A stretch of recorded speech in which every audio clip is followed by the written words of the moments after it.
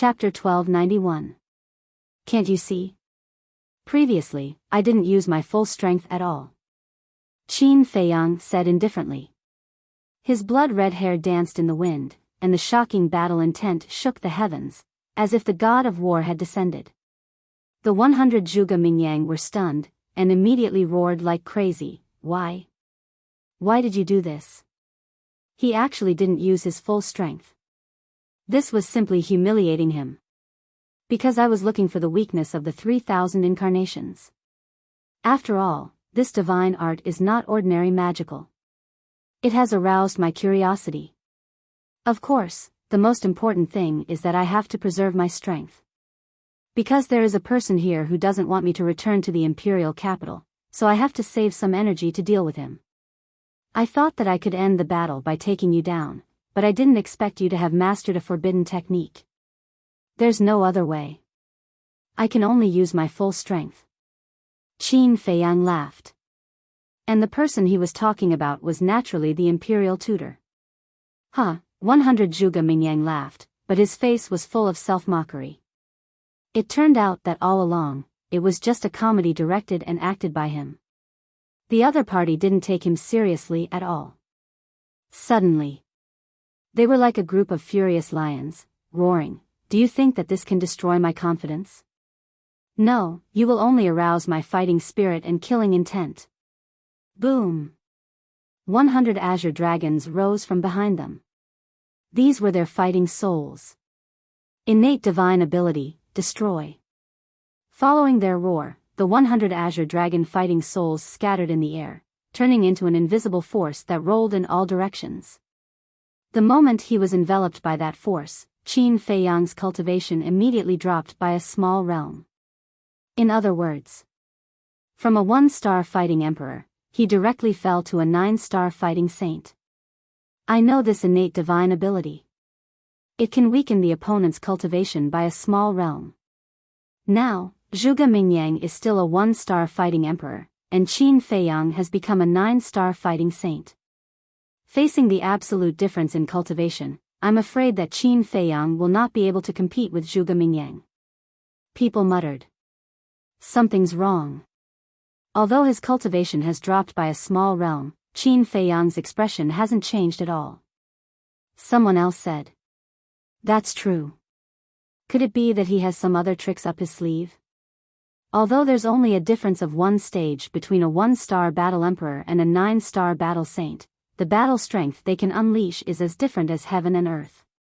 What will he use to break Zhuge Mingyang's innate ability? Everyone was bewildered. Qin Feiyang, I'll send you to hell right now. The 100 Zhuge Mingyangs roared, their killing intent soaring to the sky. Numerous crescent moons and suns flew towards Qin Feiyang with the power to destroy the world. I can't lose. The imperial preceptor stared fixedly at the blood moons and solar eclipses as he roared angrily in his heart, feeling uneasy. Still not giving up? Qin Feiyang shook his head. Activating the soaring dragon art, his cultivation level instantly soared to 1-star battle emperor. What's going on? The imperial preceptor and Zhuge Mingyang were immediately stunned. His innate ability was still there, but why did his cultivation level recover? At the same time, the purple gold dragon Qi appeared, and the divine statue reappeared. The Emperor. The mighty Emperor's might swept across the heavens and earth. Previously, your divine statue couldn't win against the 3,000 clones, and now, it still can't win against the 3,000 clones. Zhuge Mingyang roared. Is that so? Qin Feiyang smiled faintly. With a wave of his hand, the divine statue raised the broken sword and slashed downwards. A dazzling sword aura streaked across the sky, heading straight for the divine skills. How is this possible? The aura and sharpness of this sword aura is actually several times stronger than before. Zhuge Mingyang's eyes widened. Boom! In an instant, the sword aura arrived with a loud bang. The crescent moon and solar eclipses were like rotten wood, unable to withstand a single blow and were crushed into pieces.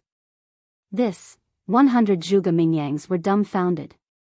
They didn't expect that even the third move, the Emperor, hadn't displayed its full strength before. How much more are you hiding? They roared again and again. My hidden means are not something you can imagine. For example, the fourth move of the Divine Dragon Technique. Qin Feiyang said faintly. The fourth move. Zhuge Mingyang's body and mind trembled. That's right. The Divine Dragon Technique had a fourth move. But until now, they had never seen Qin Feiyang use the fourth move. Watch out. The Imperial Preceptor suddenly roared. Because the sword aura had already arrived in front of Zhuge Mingyang. Zhuge Mingyang quivered and quickly regained his senses, hurriedly retreating. But the 99 clones were all annihilated by the sword aura. Puff! Zhuge Mingyang spat out blood. Roar! The purple gold dragon's soul roared out and the Emperor prison sealed all directions. Zhuge Mingyang was fixed in the void on the spot, unable to move at all. After freezing Zhuge Mingyang, Qin Feiyang didn't waste any time and pointed his finger at him. Ultimate Void. An invisible force surged out like an arrow, with a shocking sharpness, flying towards Zhuge Mingyang. Damn it! The Imperial Preceptor's heart sank. With a wave of his hand, a wave of false god power appeared and blasted towards the Emperor prison. As long as the Emperor prison collapsed, Zhuge Mingyang would be able to regain his freedom and naturally have the ability to fight back. Don't go too far. Qin Feiyang was seething with anger. However, the Imperial Preceptor turned a deaf ear. Because he knew that if he let Zhuge Mingyang fall into the hands of Qin Feiyang, Zhuge Mingyang would definitely die. So, no matter what, he couldn't let this happen. And he was also very confident in his own strength. Because he was a false god. If he couldn't save Zhuge Mingyang from Qin Feiyang with his false god power, then it would really be a joke. But at this moment, a change occurred. Boom! A strand of divine sense suddenly appeared and blasted towards the Imperial Preceptor's false god power. With a loud bang, the false god power dissipated on the spot. That strand of divine sense instantly disappeared again. Who? The Imperial Preceptor was shocked and quickly looked around. The others also looked at the void in surprise. There was actually someone who could easily destroy the Imperial Preceptor's false god power? This was too terrifying. The Imperial Preceptor was a false god. However, a bright light flashed through Qin Feiyang's eyes. Although this strand of divine sense was like a flash in the pan, the aura it emitted gave him a very familiar feeling. That's right. It was Lu Xingqian. Suddenly. A blood-curdling scream rang out, jolting everyone awake. Everyone looked towards the direction of the sound and saw that the invisible force directly entered Zhuge Mingyang's sea of qi. Blood suddenly spurted out. And Qin Feiyang was rushing towards Zhuge Mingyang. Bastard! The Imperial Preceptor was furious and hurriedly rushed towards Qin Feiyang. But at this time, that strand of divine sense appeared again and directly rushed towards the Imperial Preceptor's forehead. The Imperial Preceptor turned pale with fright and hurriedly tilted his head. Divine sense swept past his temple, shattering his ears on the spot, and blood gushed out. Following closely, that strand of divine sense disappeared again. Who? Get out for this Imperial Preceptor! The Imperial Preceptor was completely furious. His divine sense was like a tide, rolling in all directions. At the same time, Qin Feiyang also rushed in front of Zhuge Mingyang. His big hand was like an eagle's claw, firmly grasping Zhuge Mingyang's head, then turned to look at the Imperial Preceptor and smiled. Look at this. The Imperial Preceptor turned his head to look and was immediately shocked and angry, roaring, "If you don't want to die, let him go immediately. What are you in a hurry for? Doesn't he have a forbidden technique? When he activates the forbidden technique again, won't he naturally be able to break free from my hands?" Qin Feiyang chuckled, then lowered his head to look at Zhuge Mingyang, and joked, "However, looking at your old appearance now, you probably won't dare to activate it again." Zhuge Mingyang smiled bitterly, did not say anything, and directly closed his eyes. You're quite straightforward. Qin Feiyang smiled, released Zhuge Mingyang, and formed a seal with both hands. An enslavement seal instantly appeared. You dare. Seeing this, the Imperial Preceptor roared, extremely anxious, but he did not dare to make a move. Because he was afraid. He was afraid that Lu Xingchen, who was hiding in the dark, would take the opportunity to deal with him. The enslavement seal sank into Zhuge Mingyang's skull, and Zhuge Mingyang immediately howled miserably. However, the howling did not last long. After controlling Zhuge Mingyang, Qin Feiyang also secretly breathed a sigh of relief. With the enslavement seal, even if Zhuge Mingyang could activate the forbidden technique again, there was no need to worry about it. Because he could completely erase Zhuge Mingyang's soul before Zhuge Mingyang's sea of qi recovered. Qin Feiyang looked at the Imperial Preceptor, his eyes flashing. Here you are. Suddenly, Qin Feiyang waved his hand, and Zhuge Mingyang immediately flew towards the Imperial Preceptor like a meteorite. What? He actually let Zhuge Mingyang go? When did he become so kind? Everyone was petrified on the spot. Of course. They did not know the power of the enslavement seal. If they knew, they would definitely not think so. For example, the commander of the Kirin army. At this moment, he was wondering what Qin Feiyang was planning. Because he knew Qin Feiyang too well. It was impossible for him to let Zhuge Mingyang go for no reason. Looking at the Imperial Preceptor again, he quickly flew up and reached out to catch Zhuge Mingyang, and asked with concern, "Are you okay?" "I'm sorry. I'm incompetent. Not only did I fail to kill him, but I was controlled by him." Zhuge Mingyang blamed himself. "It's okay, I'll think of a way." The Imperial Preceptor comforted him in a low voice, looked up at Qin Feiyang, and transmitted his voice, "Tell me, what do I have to do to remove his control?" Qin Feiyang smiled and said, "I'm not free now. When I'm free, we'll talk about it slowly." Of course. He also transmitted his voice secretly. The Imperial Preceptor was furious. He had already lowered his status. What else did he want? "I'm waiting for you in the throne room. You can't not come." Qin Feiyang glanced at the Imperial Preceptor indifferently and sneered secretly. Then, he looked at Lei Bao, Wang Yangfeng, and the others and said, "Let's go." Lei Bao, Wang Yangfeng, and the others immediately flew toward Qin Feiyang. Wait. The Imperial Preceptor seemed to have thought of something and suddenly transmitted his voice to Qin Feiyang. "Is there anything else?" Qin Feiyang asked without looking back. The Imperial Preceptor said in a deep voice, "Who was the person who secretly attacked just now?" "What do you think?" Qin Feiyang smiled mockingly. Instead of answering, he asked a question. "A wisp of divine consciousness is so terrifying. His cultivation must be higher than mine, but as far as I know, there is no such person in the great Qin Empire." "Who is he? Why did he help you?" Chapter 1292. Qin Feiyang pondered for a while and said with a smile, "Because I have a good character. No matter where I go, I'll be able to meet noble people." Good character? The Grand Preceptor was furious. How could there be such a shameless person in this world?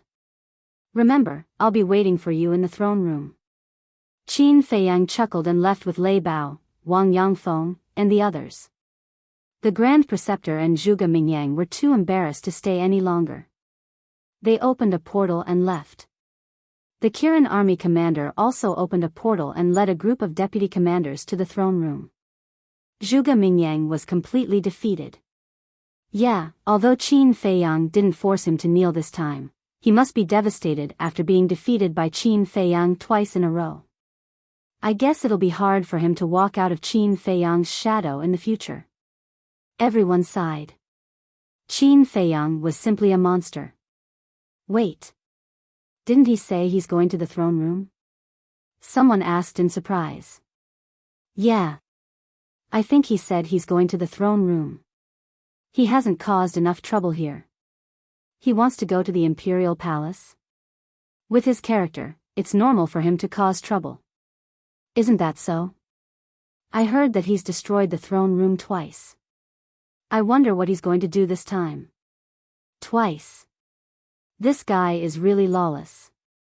I really want to go to the imperial palace to have a look. Unfortunately, with our status, we don't even have the qualifications to enter the imperial palace. Everyone was discussing. At the same time, the throne room had entered a state of full alert. A group of deputy commanders of the Kirin army personally guarded both sides of the throne room's door. Inside the throne room, the emperor was wearing a dragon robe and a dragon crown. He sat on the dragon throne. An invisible emperor's aura filled the entire throne room. At this moment, there was no expression on his face. No one knew what he was thinking. The chief eunuch stood behind the emperor and looked at the throne room's door with a worried face. The commander of the Kirin army stood at the side of the dragon throne with a hint of worry in his eyes. It's Qin Feiyang. This is too much. He actually dares to openly walk in the sky above the imperial palace. He's simply looking down on His Majesty. Where does he think this is? The moment Qin Feiyang's group entered the airspace above the imperial palace, they attracted the attention of countless people. Eunuchs and palace maids. Invincible Black Army, Kirin Army. Even the emperor's 3,000 concubines ran out and looked at Qin Feiyang's group with fear on their faces. Although they didn't like Qin Feiyang's current behavior, they didn't dare to say anything. Young master, is this where you used to live? Wang Yangfeng and the others curiously sized up everything in the imperial palace. Yes. This is my home. However, over the years, every time I came back, I had to sneak around. Don't you think that's funny? Qin Feiyang mocked himself. It's all in the past. Wang Yangfeng and the others looked at each other and comforted him. That's right, it's all in the past. Qin Feiyang nodded. He raised his head and swept his gaze over the entire imperial palace. He clenched his fists and said, from this moment onwards, this is my backyard. I can come and go as I please. No one can stop me. Lei Bao's eyes lit up and he said with a flattering smile, isn't that also my back garden? Qin Feiyang rolled his eyes at him. Wang Yangfeng smiled and said, the young master can say that, but you can't. Why? Lei Bao looked at him in confusion. Because this is the imperial palace. If you say that, it's tantamount to rebellion. Wang Yangfeng said. Lei Bao glanced at Qin Feiyang and wondered, then can he say it? Do you still need to ask? The young master is originally from here. Wang Yangfeng said helplessly. Soon. The imperial palace came into everyone's sight. Qin Feiyang walked to the top of the imperial palace and glanced at the deputy commanders. Then, he took a step forward and landed in front of the imperial palace. The group of deputy commanders immediately became nervous, afraid that Qin Feiyang would destroy the imperial palace again. Qin Feiyang smiled coldly and strode up the stairs. Lei Bao, Wang Yangfeng, and the others followed closely behind. Wait! But suddenly, a deputy commander blocked in front of Lei Bao, Wang Yangfeng, and the others. Qin Feiyang raised his eyebrows and turned to look at the deputy commander. The deputy commander's gaze trembled and he hurriedly bowed and said, His Majesty has ordered that only you are summoned. Qin Feiyang said, they are my subordinates. Wherever I go, they will naturally follow. Do you have any objections? I wouldn't dare. The deputy commander hurriedly shook his head. Then get out of the way. Qin Feiyang shouted. The deputy commander looked helplessly at the other deputy commanders. However, the other deputy commanders didn't dare to say a word. They lowered their heads in extreme panic. All right, you have your duty. I won't make things difficult for you. However, if they don't go in, I won't go in either. Go and ask the emperor to come out and talk to me. Qin Feiyang said lightly. The deputy commander's expression changed and he hurriedly said, Your Highness, His Majesty is the emperor. Isn't this a little inappropriate? Are you challenging my patience? Qin Feiyang's gaze was slightly cold. I wouldn't dare. The deputy commander said fearfully. Let them all in. At this moment, the emperor's majestic voice sounded in the imperial palace. Yes. The deputy commander hurriedly replied, then stepped aside and bowed. Everyone, please.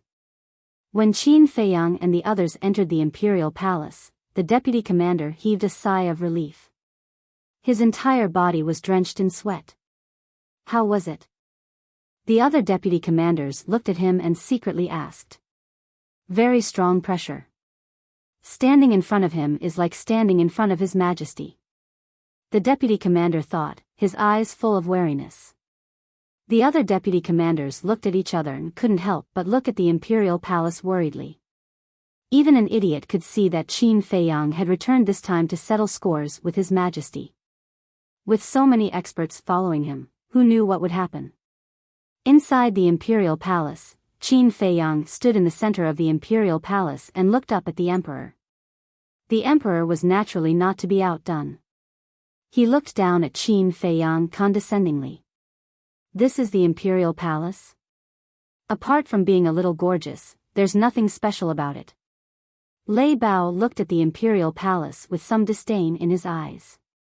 Hearing this, the chief eunuch and the commander of the Kirin army couldn't help but twitch the corners of their mouths. Wasn't this all thanks to Qin Feiyang? The original imperial palace was left behind by the first emperor. Every brick and tile gave people a great sense of oppression. But now, although it was rebuilt and restored as much as possible, it was less majestic than before. You came back to the imperial capital in such a big way. Do you have any respect for me? The emperor was the first to break the silence and looked at Qin Feiyang angrily. Who are you? Why should I care about you? Qin Feiyang said lightly. Don't be rude. The chief eunuch scolded. Qin Feiyang turned his eyes and fell on the chief eunuch. His eyes were calm, but the chief eunuch couldn't help but feel afraid. What? Do you still want to kill in the imperial palace? Seeing this, the emperor was furious. He slapped the armrest and stood up. Qin Feiyang smiled coldly and said, You're right. I really want to kill in the imperial palace. Bring him here. As soon as he finished speaking, Wang Yangfeng took the brawny man in golden armor and walked to Qin Feiyang. Then, he threw him in front of Qin Feiyang.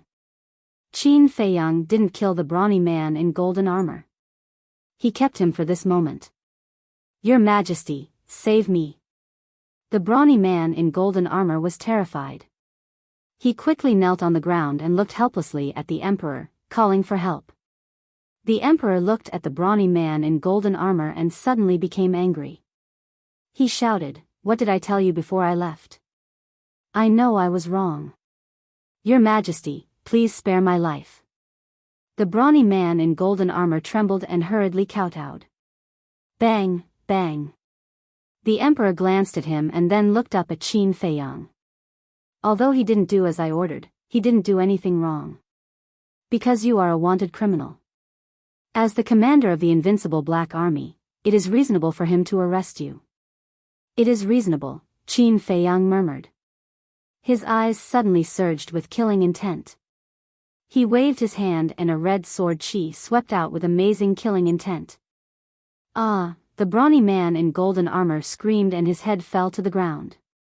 The bull-sized wound on his neck spurted blood like a fountain. What's going on? The group of deputy commanders outside the door heard the commotion and immediately rushed into the throne room. When they saw the brawny man in golden armor with his head separated from his body, their faces suddenly turned pale.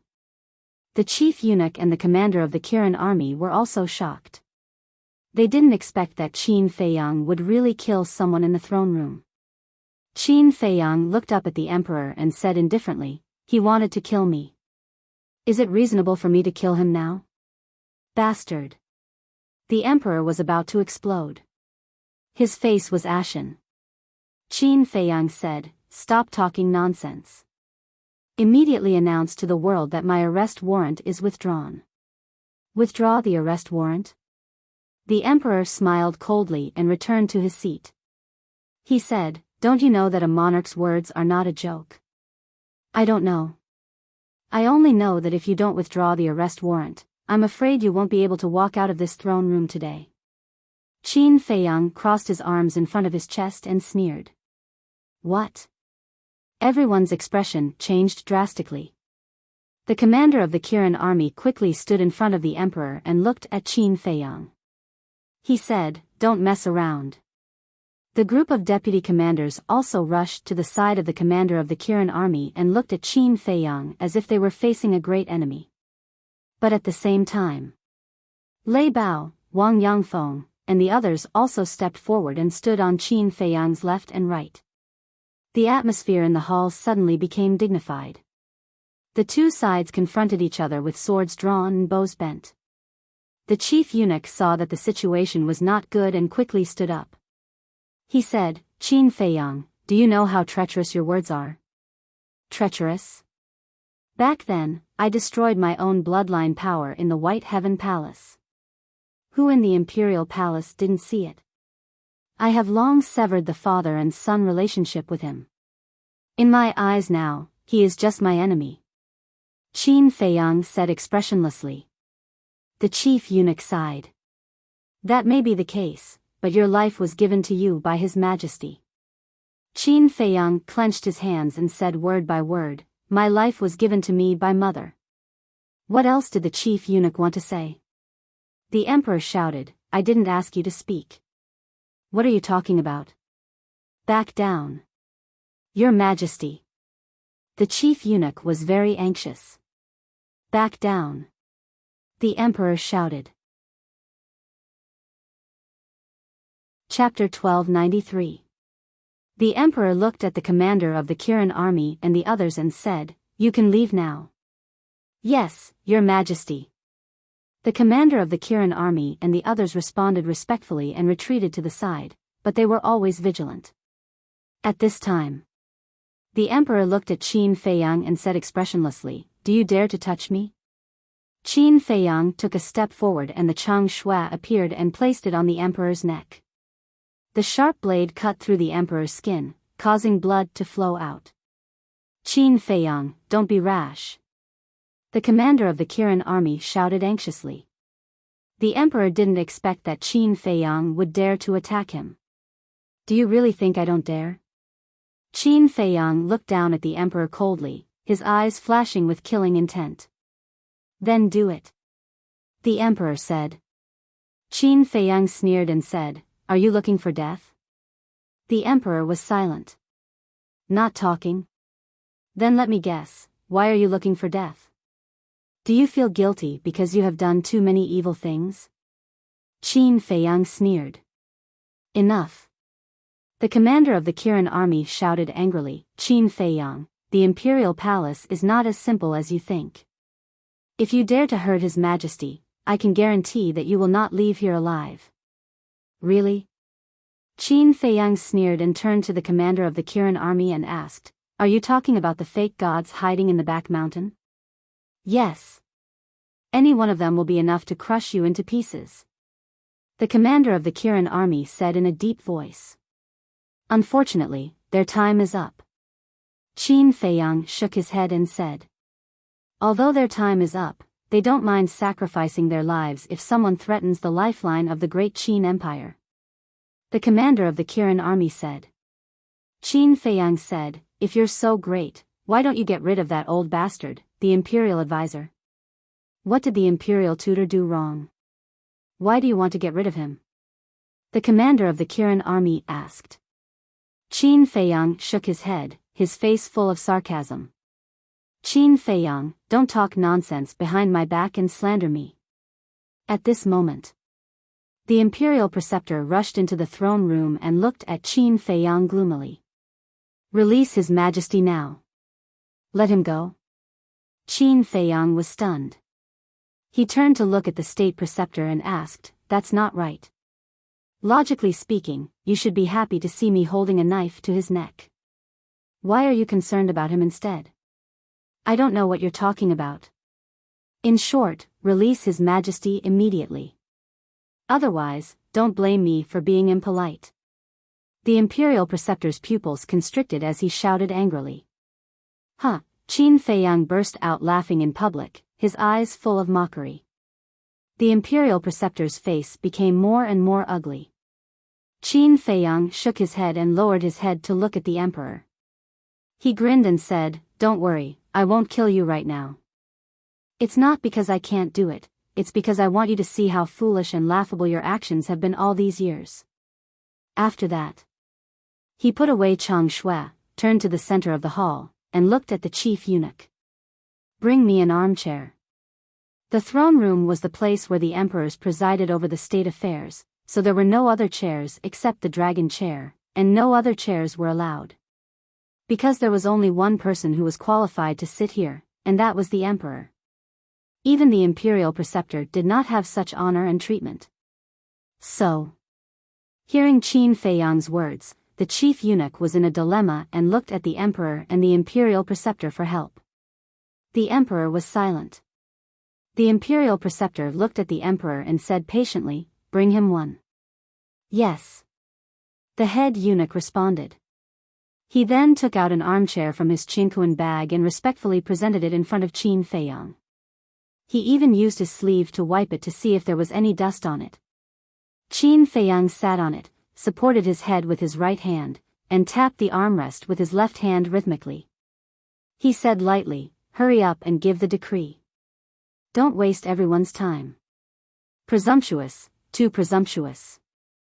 Those vice commanders all had indignant expressions on their faces. This was the throne room. Sacred and solemn. However, this person was so frivolous in the throne room. He simply had no respect for the law. But the emperor still did not say a word. The imperial preceptor frowned and cupped one hand in the other before his chest. "Your Majesty, although Qin Feiyang has been unscrupulous and lawless these years, he is the successor of the former emperor. So I hope that your Majesty can give him a way out and take back his fame." The chief eunuch and the commander of the Kirin army looked at the imperial preceptor in surprise. The imperial preceptor actually interceded for Qin Feiyang? What a strange story. What was going on? However, the emperor still kept his mouth shut, and his expression did not change at all. Qin Feiyang's patience was worn out.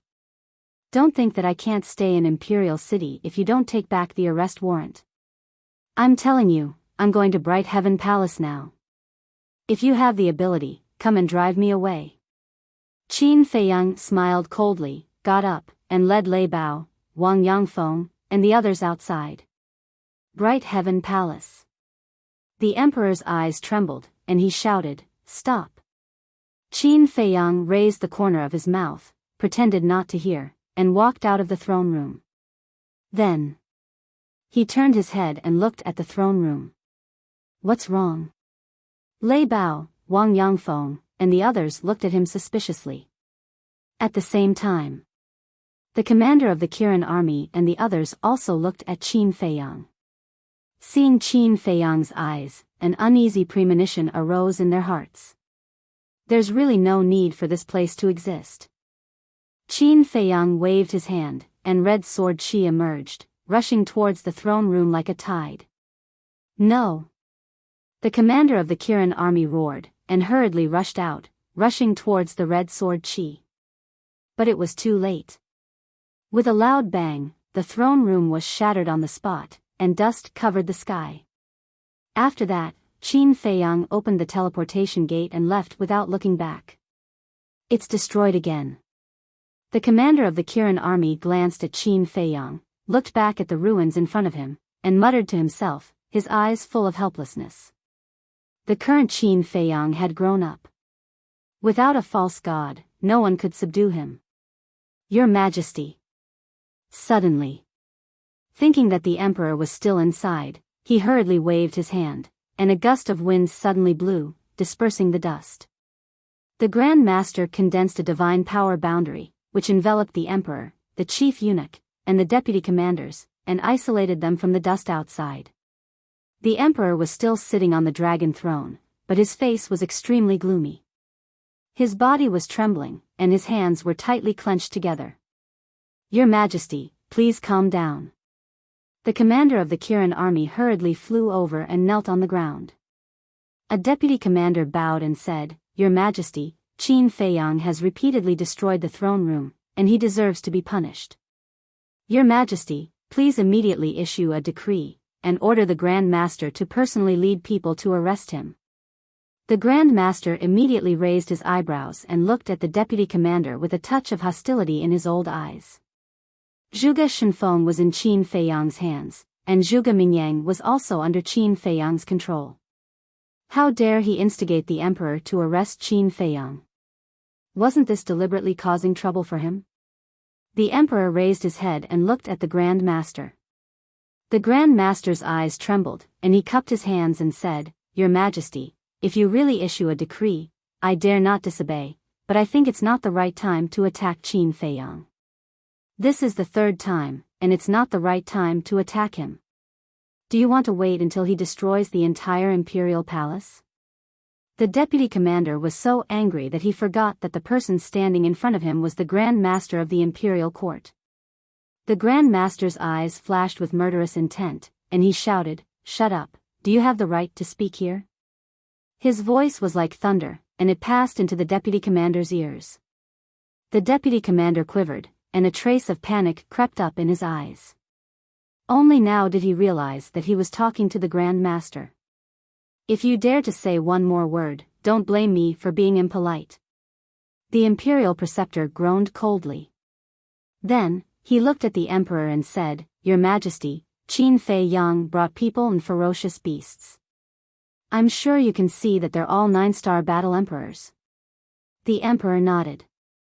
"Although there aren't many of them, including Lei Bao, there are only 19 9-star combat emperors, but I found that there was a mysterious expert secretly protecting him in the first district," the Grand Master said.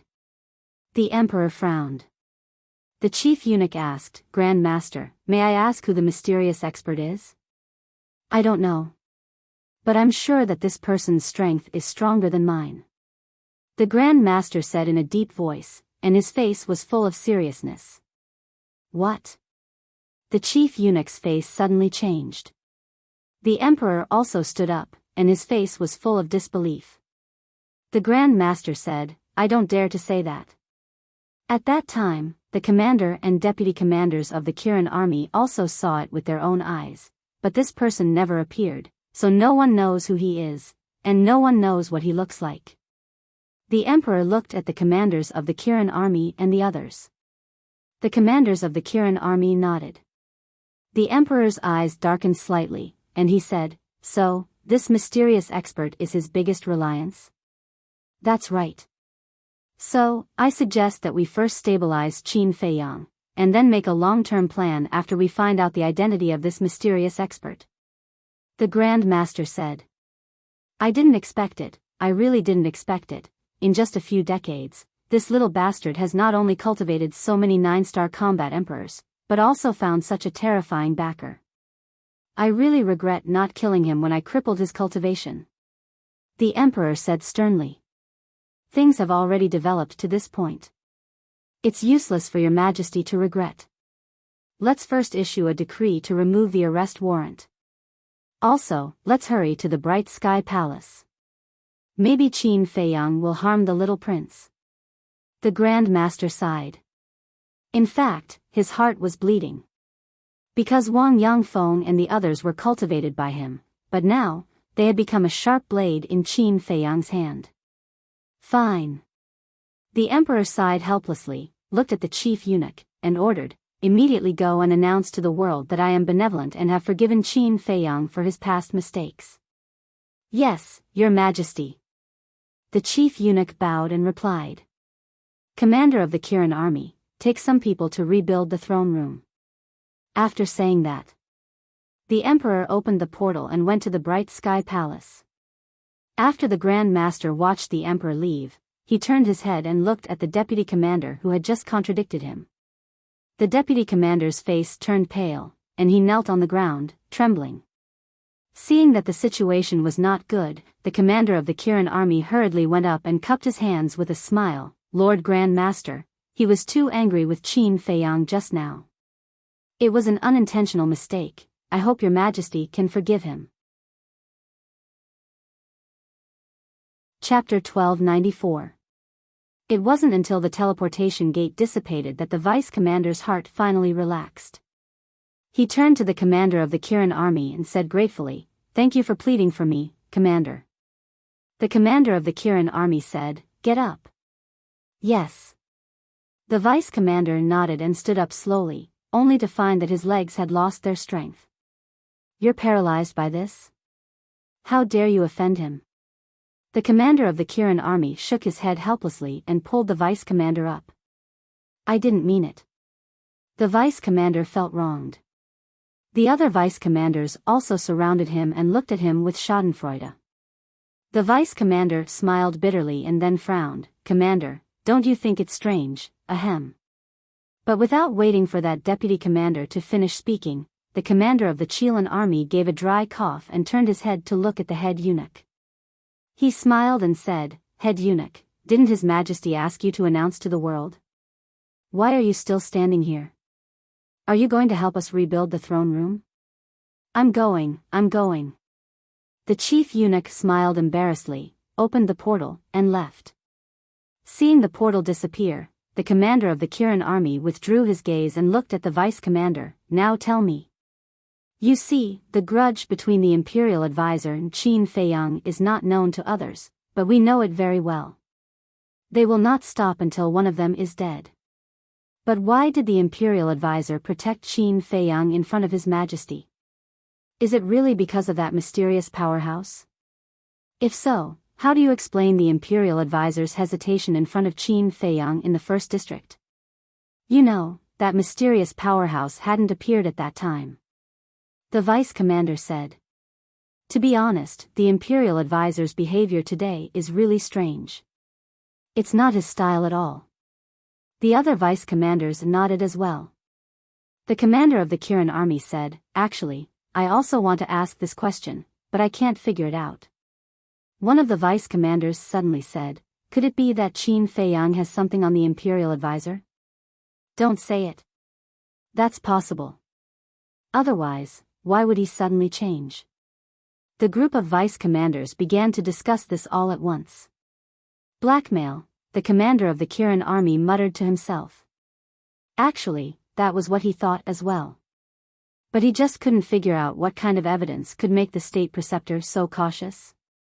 All right. Don't think too much. When the time comes, the truth will naturally be revealed to the world. The only thing I'm worried about now is whether Qin Feiyang and His Majesty will cause trouble in Bright Sky Palace again." The commander of the Kirin army looked in the direction of Bright Sky Palace, his face full of worry. "Bright Sky Palace. This is my child's bedroom. What right do you have to chase us away?" The current empress stood in front of the door, looking at Qin Feiyang and the others who were standing at the bottom of the stairs. The guards guarding Dawn Heaven Palace also rushed over one after another, surrounding Qin Feiyang and company, as if facing a great enemy. "What right do I have?" Qin Feiyang smiled coldly and said, "This is my, Qin Feiyang's bedroom to begin with." "What right do you have? That was in the past. And now, you've been stripped of your position as a prince. What right do you have to stay in the imperial palace?" The current empress roared like a shrew. "You're talking about qualifications with me? Who do you think you are? Get lost right now, or don't blame me for being impolite." Qin Feiyang said coldly. "The one who should get lost is you. Impolite to me? Try touching me if you have the ability. I'm the empress now. If you dare touch a single hair of mine, His Majesty won't let you off." The current empress shouted, not feeling any fear at all. "Cripple her." Qin Feiyang's eyes turned cold. Lei Bao snickered, and a wisp of lightning power streaked across the sky like lightning, entering the current empress's abdomen. Ah! The current empress screamed immediately. Empress! The group of guards' expressions changed drastically, and they hurriedly pulled out the swords in their hands. Who dares to touch me? Qin Feiyang looked around, his eyes were as cold as the Grim Reaper's. Those guards felt as if they had fallen into an ice cellar, and their bodies were cold. No one dared to take a step closer. Qin Feiyang smiled disdainfully, looked at the current empress, and shouted, "Slap her." Wang Yangfeng immediately stepped forward and slapped the current empress's face. A bright red palm print immediately appeared. The current empress was stunned. Not only did he cripple her sea of qi, but he also slapped her in public. Qin Feiyang, I'm the mother of a country. How dare you let someone hit me? Are you rebelling? The next moment, she went crazy and screamed hysterically. You think you're worthy of being the mother of a country?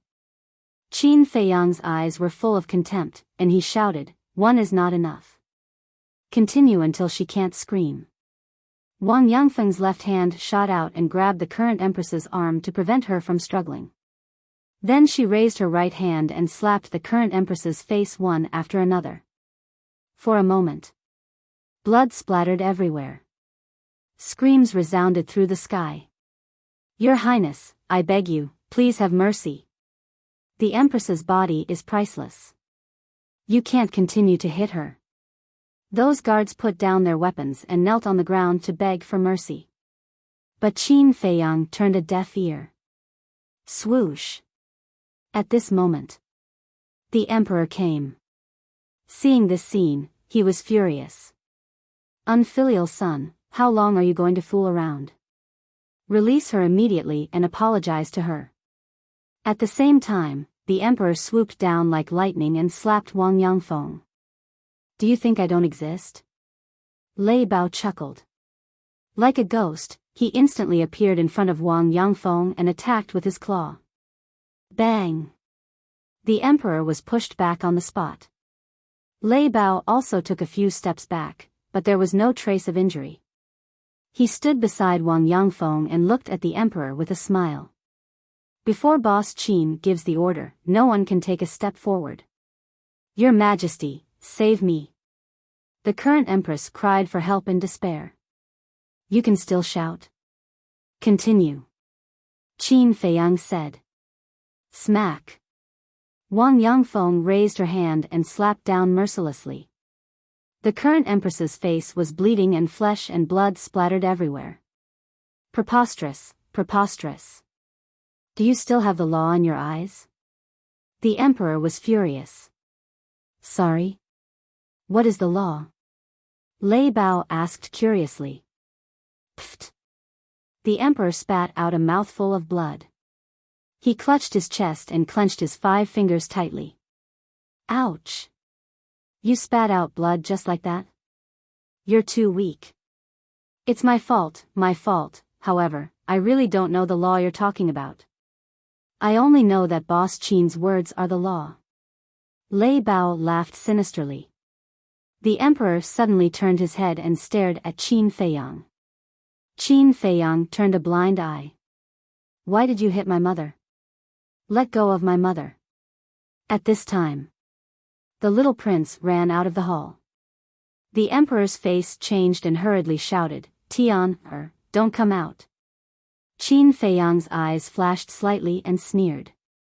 Since you're already here, don't leave, Wang Yishan. Whoosh!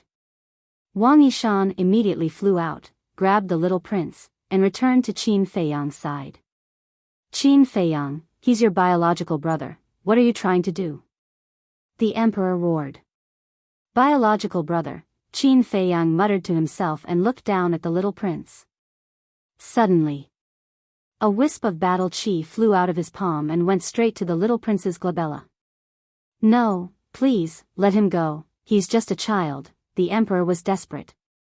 The little prince also had a look of terror on his face. He's a child?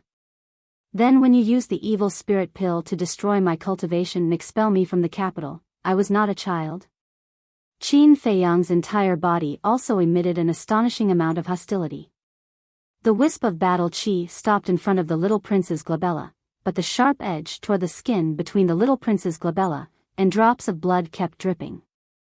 "Don't kill him, please," the emperor murmured and collapsed to the ground. "I didn't expect you to care about him so much. Since you care so much, you'd better protect him closely from now on. Because if I'm in a bad mood one day, I may kill him." Qin Feiyang smiled coldly, grabbed the little prince, and threw him over. But no one noticed that when he threw the little prince to the emperor, he reached out and caught a drop of the little prince's blood. The emperor hurriedly got up and reached out to catch the little prince. The frightened little prince immediately burrowed into the emperor's arms and cried. "Don't be afraid, father is here." The emperor comforted in a low voice. Qin Feiyang's eyes flashed, and he whispered a few words in Wang Yishan's ear. "Why is that?" Hearing this, Wang Yishan's eyes were full of confusion. "Just do as I say," Qin Feiyang said telepathically. "Okay." Wang Yishan nodded, took out a dagger secretly, and then rushed toward the emperor like a sharp arrow. The emperor was concerned about the little prince and did not notice at all. Puff! Wang Yishan rushed in front of the emperor and directly stabbed into the emperor's left shoulder. Blood immediately spurted out. Then, before the emperor could react, Wang Yishan grabbed a few drops of blood and returned to Qin Feiyang's side in silence. Unfilial son, unfilial son. After the emperor came to his senses, he looked at the wound on his shoulder and immediately shouted at Qin Feiyang. Qin Feiyang ignored him and looked at the current empress. In just a short while, this woman had been slapped at least hundreds of times, and her face had long been unrecognizable. She could not scream anymore. If it were not for Wang Yangfeng holding her, she would not even have the strength to stand. Qin Feiyang said, "That's enough." Wang Yangfeng stopped, let go of the current empress, and returned to Qin Feiyang's side. And the current empress collapsed on the ground on the spot, like a pool of mud. Qin Feiyang turned to look at the emperor and said lightly, "From now on, this is my territory, Qin Feiyang. Without my permission, no one is allowed to step in, including you, the master of the imperial palace.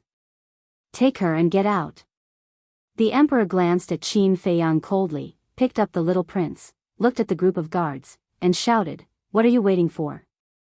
Hurry up and help the empress go." 2 guards immediately ran up, one on the left and one on the right, and helped the current empress up to the emperor's side. "You will be punished by the heavens." The emperor stared at Qin Feiyang and coldly threw down these words. Then, he carried the little prince and left. "Heaven's punishment," Qin Feiyang murmured, a hint of disdain flashed in his eyes, and then looked at the current empress, and transmitted his voice, "Don't think that you can hide your dealings with Zhuge Wuho from the world, prepare to die as soon as possible." The current empress was about to faint, but when she heard these words, it was like a bolt from the blue, and she suddenly woke up. What did he mean? Did he know? But how was that possible? Chapter 1295. After the emperor and the rest left, Wang Yangfeng retracted her gaze and looked at Qin Feiyang, whispering, "Do you feel uncomfortable seeing the emperor dote on the little prince so much?" "Uncomfortable?"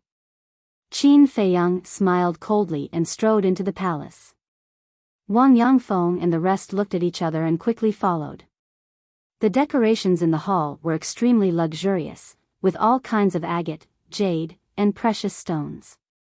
However, to Qin Feiyang, these were just ordinary things that he was not interested in at all.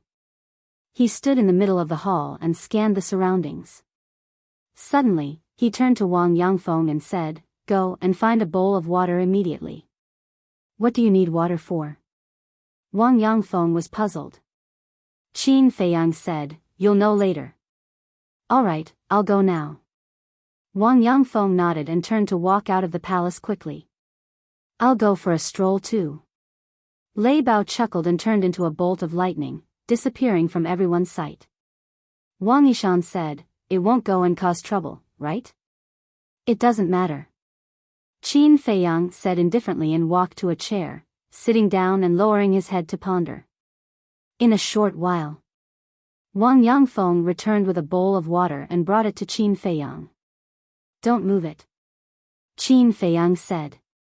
Okay. Wang Yangfeng nodded. Phew.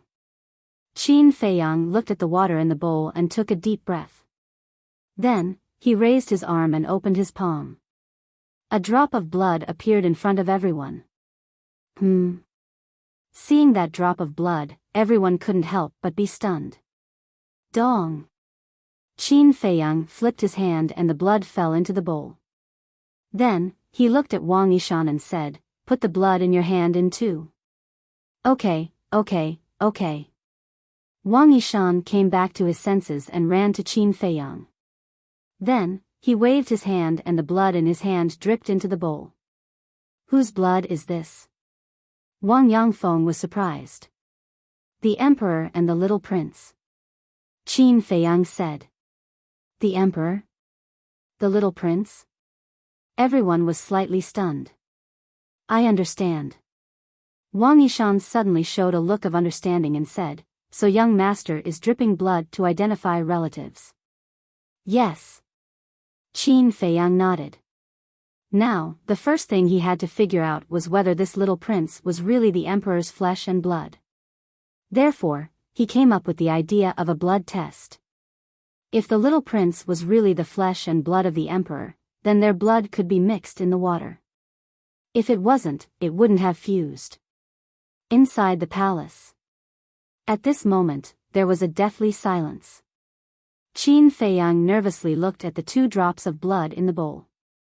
To tell the truth, he did not dislike the little prince. Instead, he felt an inexplicable sense of kinship with the little prince. This could be because every time the little prince saw him, he would affectionately call him brother. Therefore, he especially hoped that there was no problem with the identity of the little prince. Time passed by slowly. The 2 drops of blood gradually drew close to each other and then melted bit by bit until they were completely inseparable. Wang Yangfeng and the others looked at each other and then at Qin Feiyang. This was enough to prove that the little prince was indeed the emperor's flesh and blood. Qin Feiyang looked at the blood in the bowl and suddenly shook his head with a smile. He waved his hand and said, "Go and pour it away."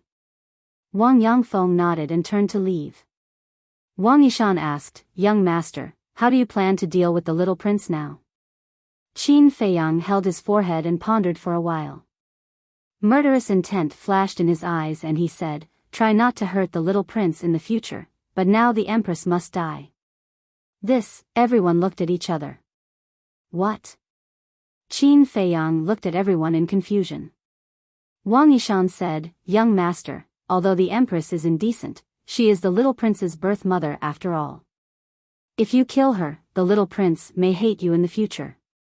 If he is a reasonable person when he grows up, he won't blame me. But if he is as ignorant as the other princes, I don't mind getting rid of him too." Qin Feiyang said. Wang Yishan and the others were shocked. This young master was really a decisive person. Young master. At this moment, Wang Yangfeng hurried in and whispered, "When I was pouring water just now, I accidentally found that there were a few guards around the Bright Sky Palace. They were sneaking around and seemed to be monitoring us." Wang Yishan and the others frowned when they heard this.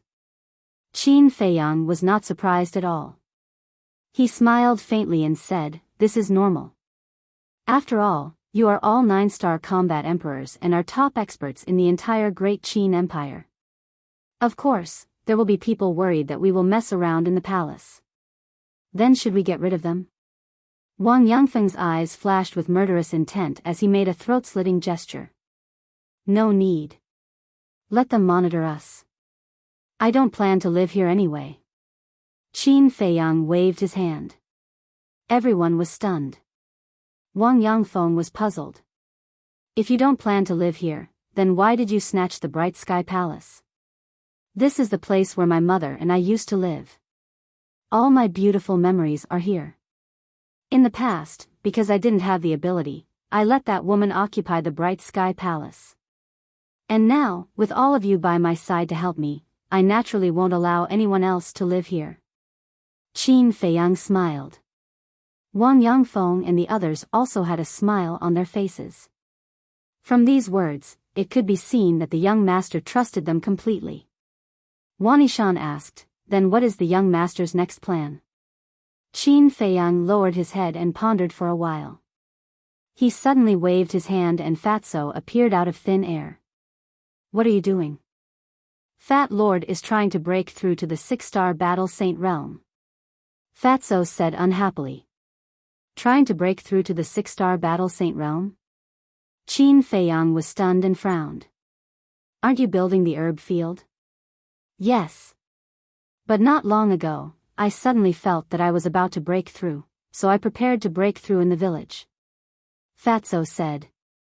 Qin Feiyang smiled and said, "Let's put the matter of cultivation aside for now. You immediately take Elder Wang and the others to the spiritual state." "Why are we going to the spiritual state?" Fatso was puzzled. Qin Feiyang said, "The disappearance of Lin Yi and the mermaid princess can't be ignored like this. We must find out the results. It turns out to be for them."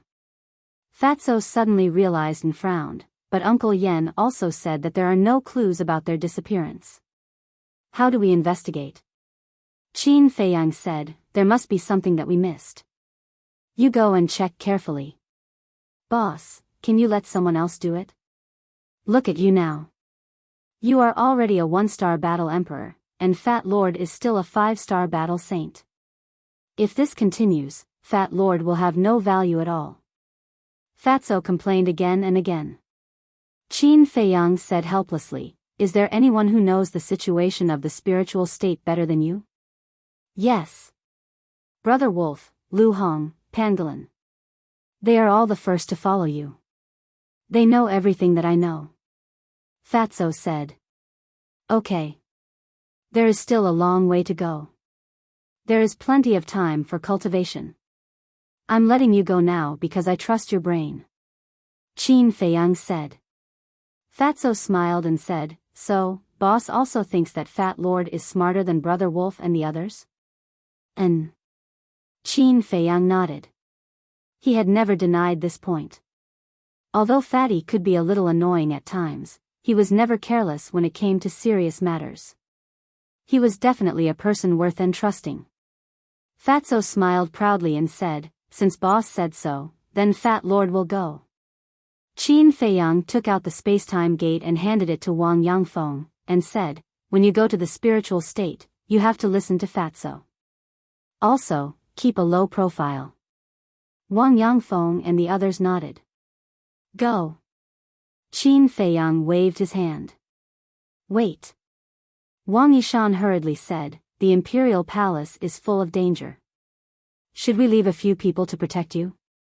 "It's okay. Lei Bao is here. Besides, there are seahorses and seals in the ancient tower, as well as those 9-star monarch beasts. They can all help me." Qin Feiyang smiled. "Okay then." Wang Yishan nodded. There was no shortage of powerhouses around the young master now. Boom! Wang Yangfeng waved his hand, and his battle aura surged, opening the space-time gate. Then, the group walked in without looking back. After the space-time gate disappeared, a white-clothed young man in the temple disciple uniform suddenly appeared in the main hall. It was Lu Xingchen. "You finally came out." Qin Feiyang looked up at Lu Xingchen as if he already knew that Lu Xingchen was hiding here. He didn't look surprised at all. Lu Xingchen glanced around and sat next to Qin Feiyang. He shook his head and said, "Your return this time is really surprising." "Surprising?" Qin Feiyang froze and asked, "How so? Can you stop playing dumb? You're a smart person. How can you not know what I'm talking about?" Lu Xingchen frowned. "I really don't know," Qin Feiyang said. Lu Xingchen shook his head helplessly and said, "Okay then, I'll get straight to the point. What do you have on the National Master in the Sea of Reincarnation? Something on him?" Qin Feiyang shook his head and smiled. "The National Master is astute and astute. What can I have on him?" Seeing that Qin Feiyang didn't answer directly, Lu Xingchen couldn't help but become angry. He originally thought that the national master would stop Qin Feiyang from returning this time. But he didn't expect that not only did the national master not stop him, he even helped Qin Feiyang. He wouldn't believe that there was nothing fishy about it. Qin Feiyang's eyes flashed and he said with a smile, I do have something on him, and it's a fatal one for the national master. What is it? Lu Xingchen's eyes lit up and he asked anxiously. Guess. Qin Feiyang said with a smile. You. Lu Xingchen suddenly got up and glared at Qin Feiyang. Was there a limit to keeping him in suspense? Qin Feiyang said, Is there anything else? If not, I'm going to the temple. The temple? Lu Xingchen was stunned and asked, Why are you going to the temple? Can I revisit an old place? Qin Feiyang asked. Of course. With your current strength, which place in the imperial capital can't you go? Lu Xingchen said sourly. Qin Feiyang couldn't help but laugh. He opened a portal and strode in. Lu Xingchen's eyes flashed slightly and he followed in. Not long after Qin Feiyang left, the national master brought Yan Wei to Bright Sky Palace. Yan Wei walked to the gate and shouted, Qin Feiyang, the national master has arrived. Please come out quickly to receive him. But after waiting for a long time, Qin Feiyang didn't appear, and no one responded to him. What's going on? Chapter 1296. He's really arrogant. The imperial preceptor secretly snorted and said, Let's wait a little longer. It's not good to anger him now. There was no other way. Zhuge Shenfeng and Zhuge Mingyang were successively controlled by Qin Feiyang. He, the powerful imperial preceptor in the eyes of others, could only swallow his anger. Yes. Yan Wei responded respectfully. Ever since he clamored with Qin Feiyang in the first city district, the imperial preceptor began to take special care of him. There was even a tendency to nurture him as a trusted aide. After waiting for a while, seeing that Qin Feiyang still hadn't come out, the imperial preceptor finally lost his patience and said angrily, You're going too far? Go in and take a look. Yan Wei nodded and strode in. Soon. He hurriedly ran out again and looked at the imperial preceptor. He's not inside. Not inside? The imperial preceptor was stunned. Had he waited for half a day in vain? A burst of anger rose uncontrollably in his heart. Killing intent flashed in his eyes, and he said in a deep voice, I can't sit and wait for death like this. Yan Wei's heart trembled, and he asked, Sir, what do you mean? The imperial preceptor said, Doesn't Qin Feiyang have a few good friends in the temple? Especially that woman called Ren Wushuang. Go and capture her. That's not good. His Majesty personally ordered that no one is allowed to harm anyone related to him within these 10 years. Yan Wei said. Of course I know, but so what? As long as His Majesty doesn't know that we did it, isn't it fine? The imperial preceptor said. I understand. I'll do it right away. I guarantee that no one will know. Yan Wei smiled sinisterly, opened the portal and left. The imperial preceptor looked at the bright heaven palace, sneered, and turned to leave. At the same time, the emperor's edict also spread in the imperial capital. Without a doubt, all the major cities were boiling.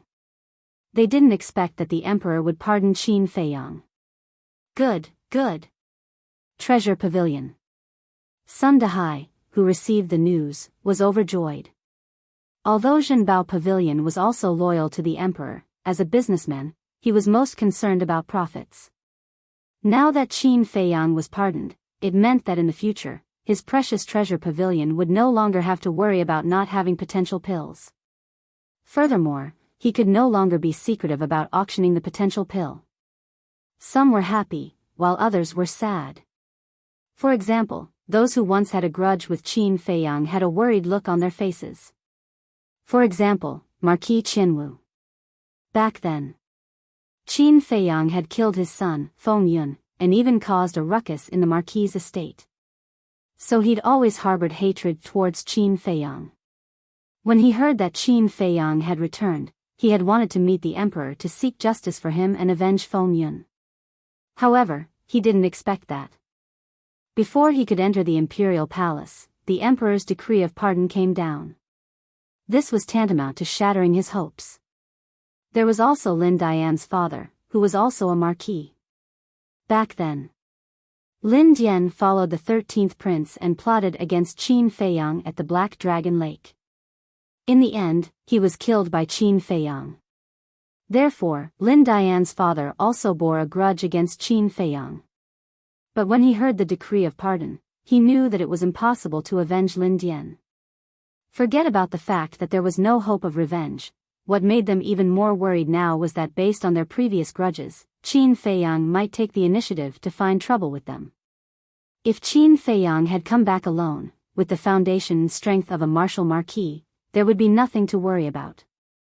But the key point was, this time, Qin Feiyang had brought back more than a dozen 9-star combat emperors. Such a lineup was beyond their reach. So, now they were all very nervous. Temple. Look, isn't that Qin Feiyang? Didn't he go to the imperial palace? I heard that he destroyed the throne room again. What? Destroying the throne room once again? He's too bold. Isn't His Majesty going to do something about it? Do something about it? Tell me, what does His Majesty have to do about it? Could it be that he wants to gather the experts of the imperial palace and fight with him? That's not realistic. This will only hurt both sides. It won't benefit anyone. That's true. But now, why did he come to the temple? The person beside him seems to be Lu Xingchen, right? The relationship between the two is indeed not ordinary. The disciples of the temple ran out one after another and discussed animatedly. Qin Feiyang saw all of this, but he didn't pay any attention to it. He silently walked in the air above the shrine, looking at everything that was familiar to him. The past involuntarily surfaced in his mind, as if it had just happened yesterday. After you left, there weren't many changes here, but seeing that you're back, those martial marquis disciples should be very nervous now. Lu Xingchen laughed. I'm not interested in them. Qin Feiyang said lightly. Then why did you return to the temple? Lu Xingchen frowned. Qin Feiyang said with a faint smile, I just wanted to come back for a walk and meet some old friends. Old friends? Lu Xingchen was slightly taken aback and whispered, speaking of this, I think of a few people. Who? Qin Feiyang asked. Lu Xingchen said, didn't I tell you last time that Ling Yu, Feng Ranran, Luo Dan, and Zhao Yu disappeared inexplicably? And now, Tan Wu and Dong Xingyang are also missing. Qin Feiyang was shocked and stopped in his tracks. He turned to look at Lu Xingchen and frowned. When did this happen? Just after you picked up Ren Wuxuang and Old Master Ren. Lu Xingchen said. Qin Feiyang said, you know that Ren Wuxuang and Old Master Ren were picked up by me? Shen Mei told me. Lu Xingchen said. This silly woman. Qin Feiyang sighed inwardly and took a step forward. As he walked, he lowered his head and pondered. Tan Wu's disappearance, without thinking, was definitely related to Uncle Yuan. But Dong Xingyang's disappearance made him somewhat puzzled. At that time in the Sea of Reincarnation, Dong Xingyang accompanied Ren Wuxuang to visit him. He also sincerely urged Dong Xingyang to stay, but Dong Xingyang did not stay. At that time, he thought that Dong Xingyang did not want to stay by his side because of the complicated relationship between them.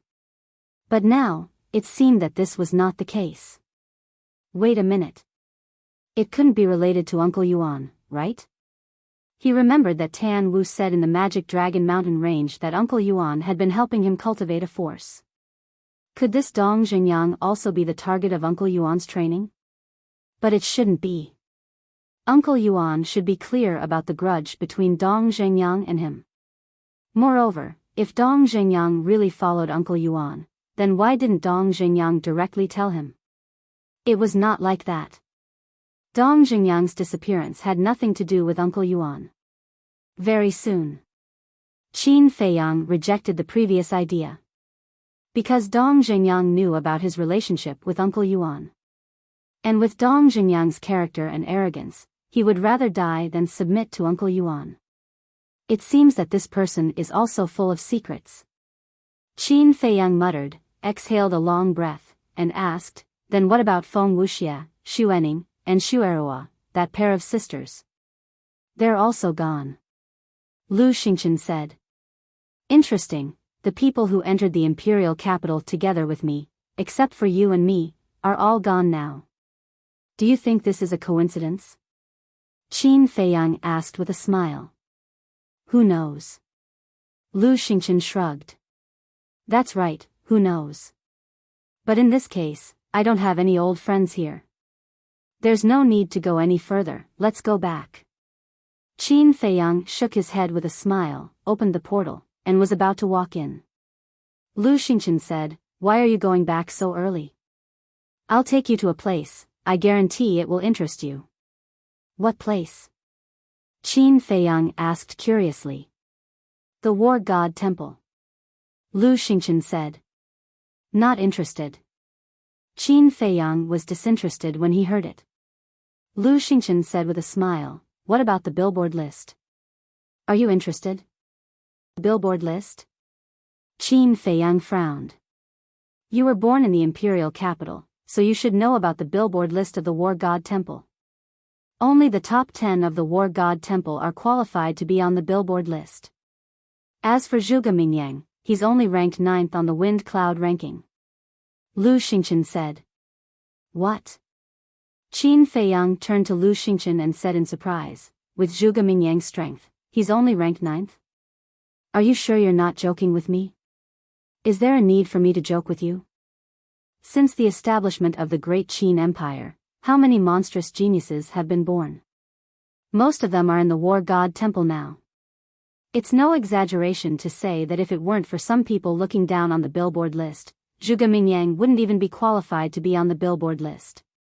Lu Xingchen said. In that case, the War God Temple is a place with crouching tigers and hidden dragons. Qin Feiyang muttered. That's right. Lu Xingchen nodded and asked, so, are you interested now? A little. Qin Feiyang said. Just a little. Lu Xingchen muttered. Buzz. At this time, Qin Feiyang suddenly felt that the image crystal was moving. Qin Feiyang's eyes flashed as he turned to Lu Xingchen and said, I have something to do, I'll leave first. Swish. Without waiting for Lu Xingchen to react, Qin Feiyang went to the ancient castle and took out the image crystal. Yan Wei's shadow immediately appeared. What's wrong? Qin Feiyang asked. Yan Wei said in a deep voice, the imperial preceptor asked me to catch Ren Wuxuang and the others. Qin Feiyang sneered, this old thing really doesn't stop at all, but I'm afraid he'll be disappointed. Ren Wuxuang is by my side now. I know. But this is my best chance to get close to him. Think about it, if I really bring Ren Wuxuang to him, what will he do? He will definitely put me in an important position. Yan Wei said. That's true.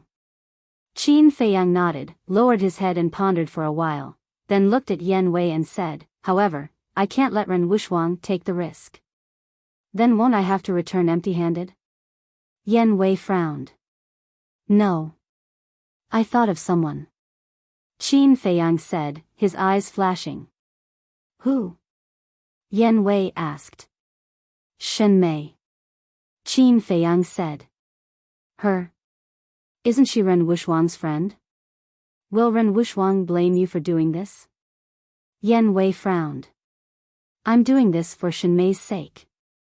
Because I want to test whether Lu Xingchen really likes Shen Mei. If he does, he will definitely try to rescue Shen Mei.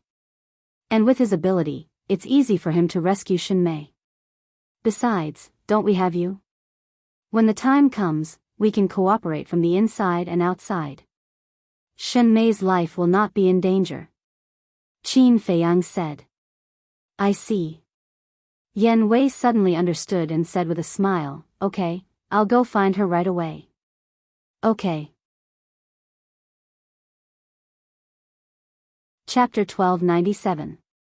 With the help of Dan Wangkai, Wang Xiaojie had already embarked on the path of cultivation.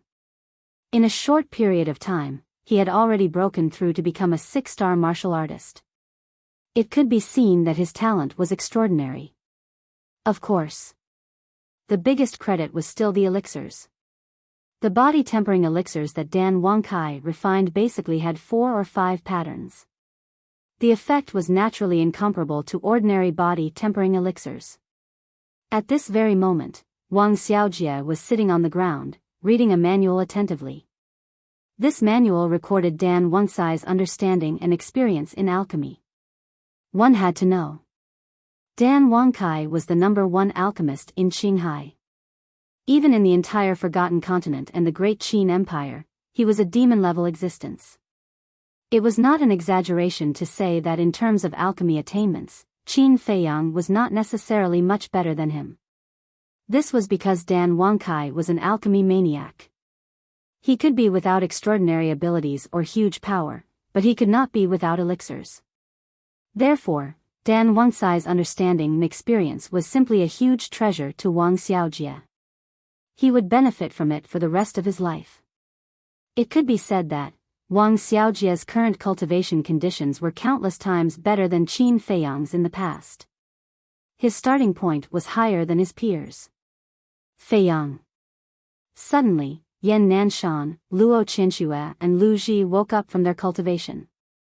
They got up and looked at Qin Feiyang. "Uncle Yan, Auntie Shui, Auntie." Qin Feiyang bowed to them one by one. These 3 were the elders that he respected the most. Especially Luo Qianxue and Lu Ji. Besides respecting them, he felt guilty and blamed himself in his heart.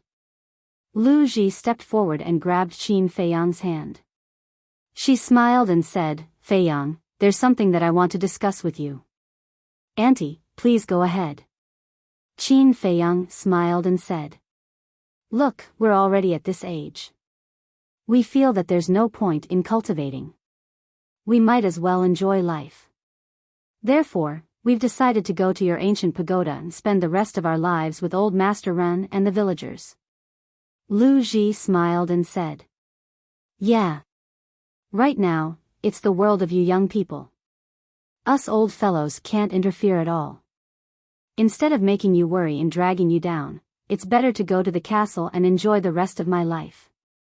Yan Nanshan and Luo Qianxue also nodded and smiled. "Thank you, Uncle Yan.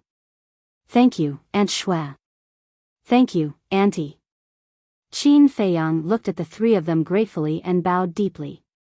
The 3 of them had made this decision out of consideration for him. Because in this way, he wouldn't have any worries and could boldly wander the outside world. "Silly child, we should be the ones thanking you. If it weren't for you taking care of us all these years, I'm afraid we would have already turned into a pile of yellow soil. How could we still have the peaceful life we have now?" The 3 shook their heads and laughed. Qin Feiyang said, "Although you are not my parents, I still regard you as my parents, so this is what I should do." The 3 of them smiled at each other. Yan Nanshan smiled and said, "We are already very satisfied that you have such intentions. All right, send us to the ancient pagoda. To be honest, we are very curious about that place." "Okay." Qin Feiyang nodded and personally led the 3 of them to the ancient pagoda. "It's so big." Looking at the endless mountains and rivers, the 3 of them were immediately dumbfounded. A space divine item actually had such a large space? Qin Feiyang smiled and said, "When I first saw it, I was also very surprised." "You're here." At this moment, Lu Hong flew up and greeted Qin Feiyang with a smile. Then she looked at Yan Nanshan and the other 2 and bowed. "Uncle Yan, Aunt Shui, Aunt Lu Ji." Yan Nanshan smiled and said, "Little girl, you're getting more and more beautiful." Lu Hong blushed.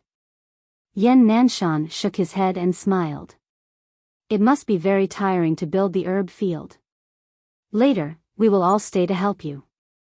This, Lu Hong was stunned and looked at Qin Feiyang. Qin Feiyang smiled and said, "The three of you will stay here to enjoy the rest of your life." "What elderly? Do you know how to talk?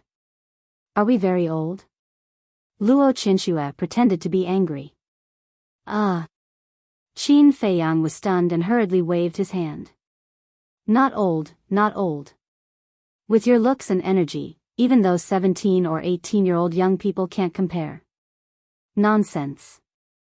The three of them rolled their eyes, but their faces were full of smiles. Yan Nanshan waved his hand and said, "Okay, go do your work. We will help to take care of the herb field. Then I'll have to trouble you." Qin Feiyang smiled and looked at Lu Hong. "Where are you going to build the herb field?" "Just outside the village. I'm mainly thinking about the people in the village.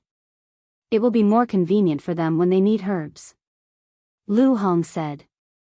"Okay." Qin Feiyang nodded and took out the tree of creation and the divine infant tree. He said, "I originally planned to plant the tree of creation in the village, but since you built the herb field outside the village, then I will plant it in the herb field."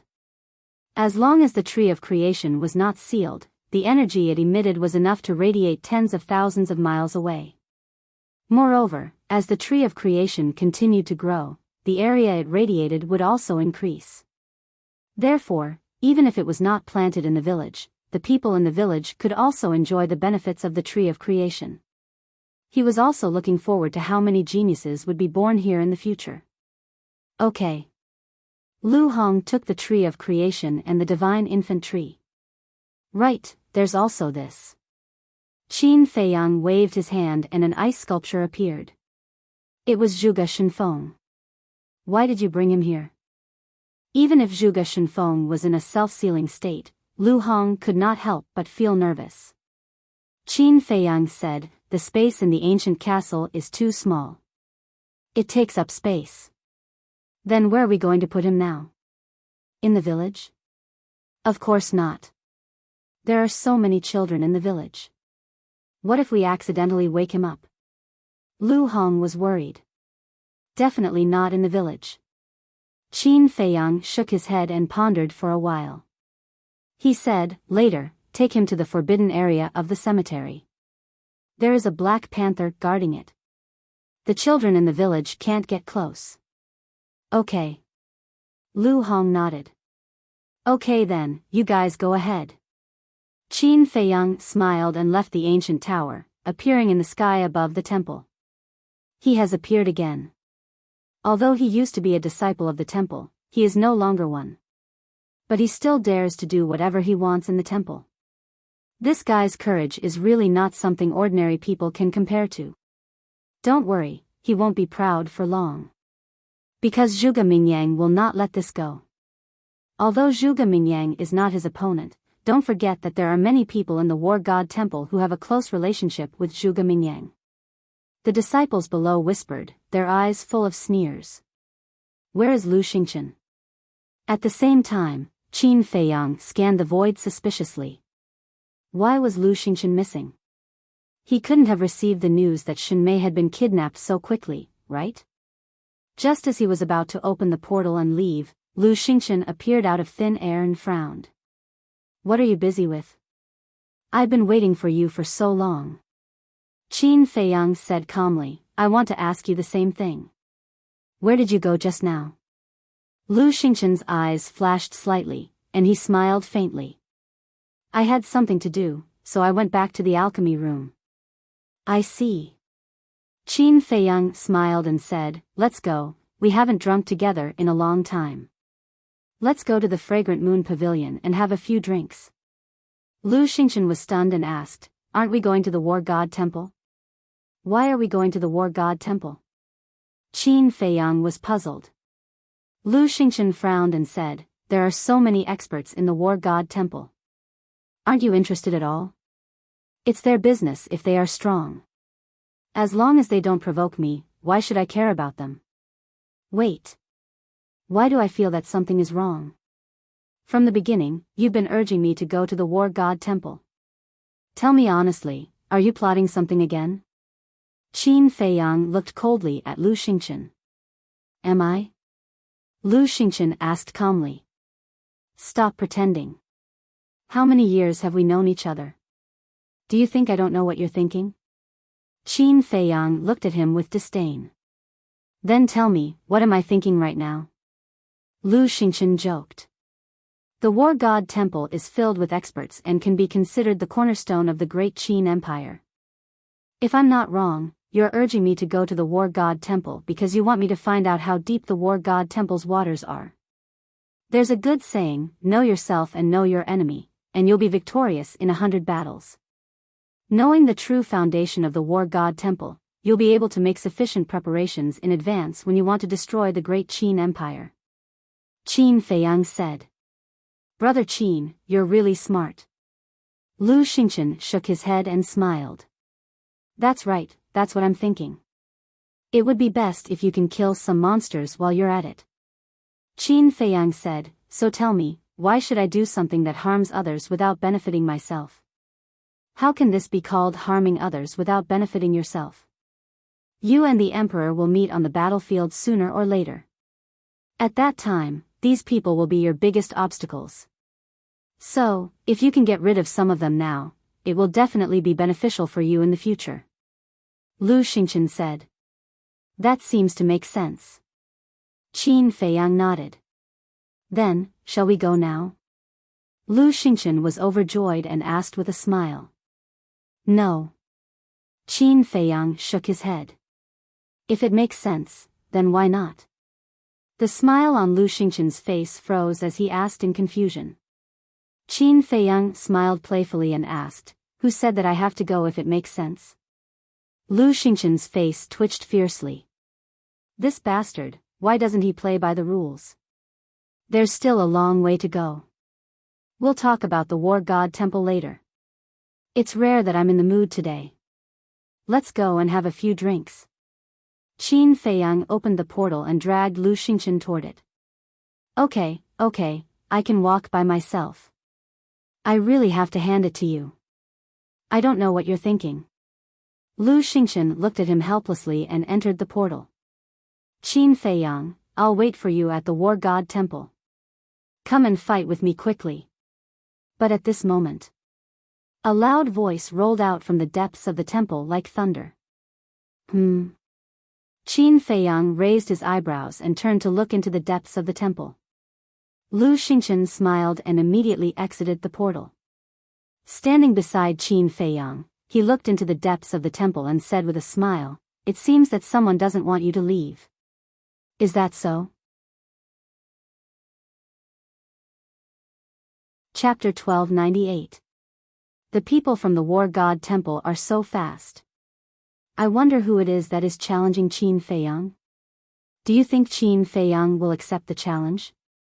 Is there a need to ask? With his arrogant personality, he will definitely accept the challenge.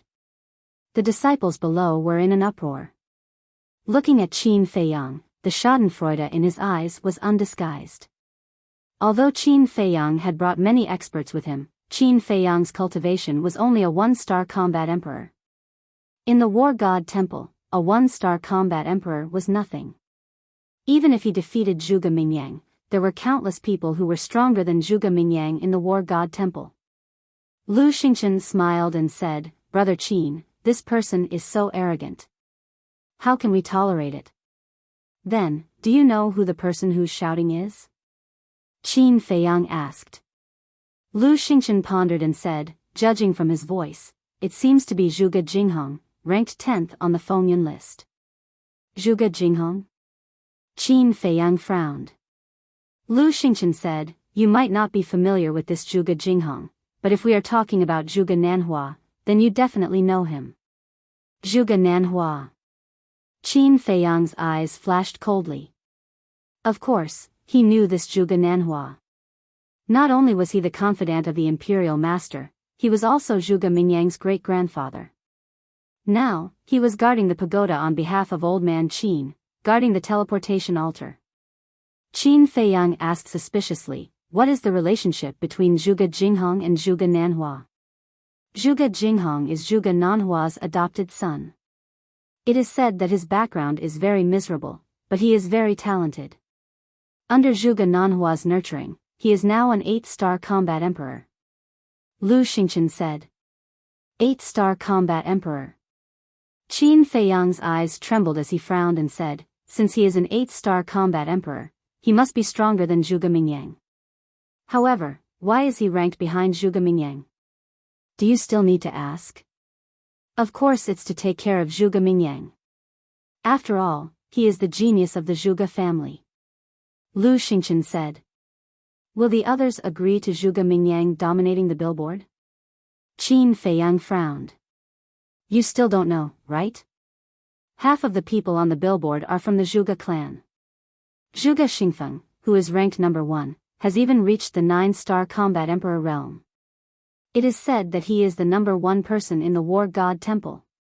Say, with Zhuge Xingfeng here, who would dare to touch Zhuge Mingyang? Lu Xingchen sneered. Zhuge Xingfeng, Qin Feiyang murmured. He did not expect the Zhuge family to be so powerful. What do you think? Are you interested now? Lu Xingchen asked. Qin Feiyang smiled and said, being interested is one thing, going or not is another. Come drink with me first. Drink? Lu Xingchen raised his eyebrows. Zhuge Xingfeng had openly issued a challenge, yet he did not accept it. Has this guy changed his personality? Qin Feiyang, don't be a coward. I will wait for you at the fighting arena. Zhuge Jinghong's voice boomed once again, filled with an insufferably arrogant tone. Brother Qin, he has already said so. Can you still bear it? Lu Xingchen said. Qin Feiyang sighed helplessly and said, even if I can't bear it, I have to. After all, you said that he is an 8-star combat emperor. How can I, a mere 1-star combat emperor, be his opponent? Brother Qin, it's meaningless to pretend like this. Lu Xingchen frowned and said. How am I pretending? This is the truth. Bear with it for a while and the wind will be calm. Take a step back and the sky will be clear. Let's go drink. Qin Feiyang opened another teleportation door and forcefully dragged Lu Xingchen in. Actually, his thoughts were very simple. Lu Xingchen wanted him to go, so he would not go. As for Zhuge Jinghong's clamor, he did not take it to heart at all. If you want to shout, then shout. Who has the ability to ignore you? This was actually a change in his state of mind. If it was in the past, in the face of such aggressive clamor, he would definitely not let it go. But now, he already had an indifferent attitude. Because in his eyes, his current opponents were the imperial tutor, the emperor, Mu Tianyang, the chief pagoda master, these supreme rulers. To put it in an arrogant way. Now, only these people could enter his eyes and make him treat them seriously. He left just like that? What the hell is this? I thought he was very powerful, but it turns out that he is just a weakling. It seems that we have all overestimated him. If not for those 9-star combat emperors helping him, what is he? When the disciples below saw Qin Feiyang open the teleportation door and leave, they could not help but mock him. War God Shrine. In the sky above a battle arena, a black-clothed youth stood proudly. His hands were behind his back, his long hair draped over his shoulders as he looked disdainfully at the sky. His 2 thick eyebrows were like sharp swords, emitting a shocking sharpness. That's right. This person was Zhuge Jinghong. The battle arena below was also filled with a sea of people. They were also disciples of the war god Shrine, and the lowest cultivation was a battle sage. There were even a bunch of combat emperors. Do you guys think that Qin Feiyang will come? Don't worry, this person is arrogant. Facing senior brother Jinghong's challenge, he will definitely come. When he comes, there will be a good show to watch. Everyone was discussing, their eyes filled with playfulness and anticipation. Whoosh! Suddenly, a ray of light streaked across the sky and landed in front of Zhuge Jinghong. It was a short black-clothed man. Looking at Zhuge Jinghong, his face was full of respect. Xie Changjin, is Qin Feiyang here? Someone below immediately asked loudly. Zhuge Jinghong also retracted his gaze and looked at the short man. Xie Changjin glanced at the people below, looked at Zhuge Jinghong, and shook his head. He didn't come. He didn't come? Everyone was shocked. This was really out of his expectations. Why didn't he come? Is he looking down on me? Zhuge Jinghong's face darkened as he asked. He is just a one-star combat emperor. How dare he look down on you, senior brother Jinghong? Xie Changjin smiled disdainfully and said, he knows that he is not your opponent, so he doesn't dare to accept the challenge. Haha, he knows his own limits. Zhuge Jinghong smiled proudly and asked, then where is he now? Xie Changjin said, he went to the Fragrant Moon brothel with Lu Xingchen. I think they went to drink. What a good-for-nothing. Zhuge Jinghong sneered, and the disdain on his face became even stronger. He said, does he think that he can escape this calamity by going to the Fragrant Moon brothel? Get me a brush and ink.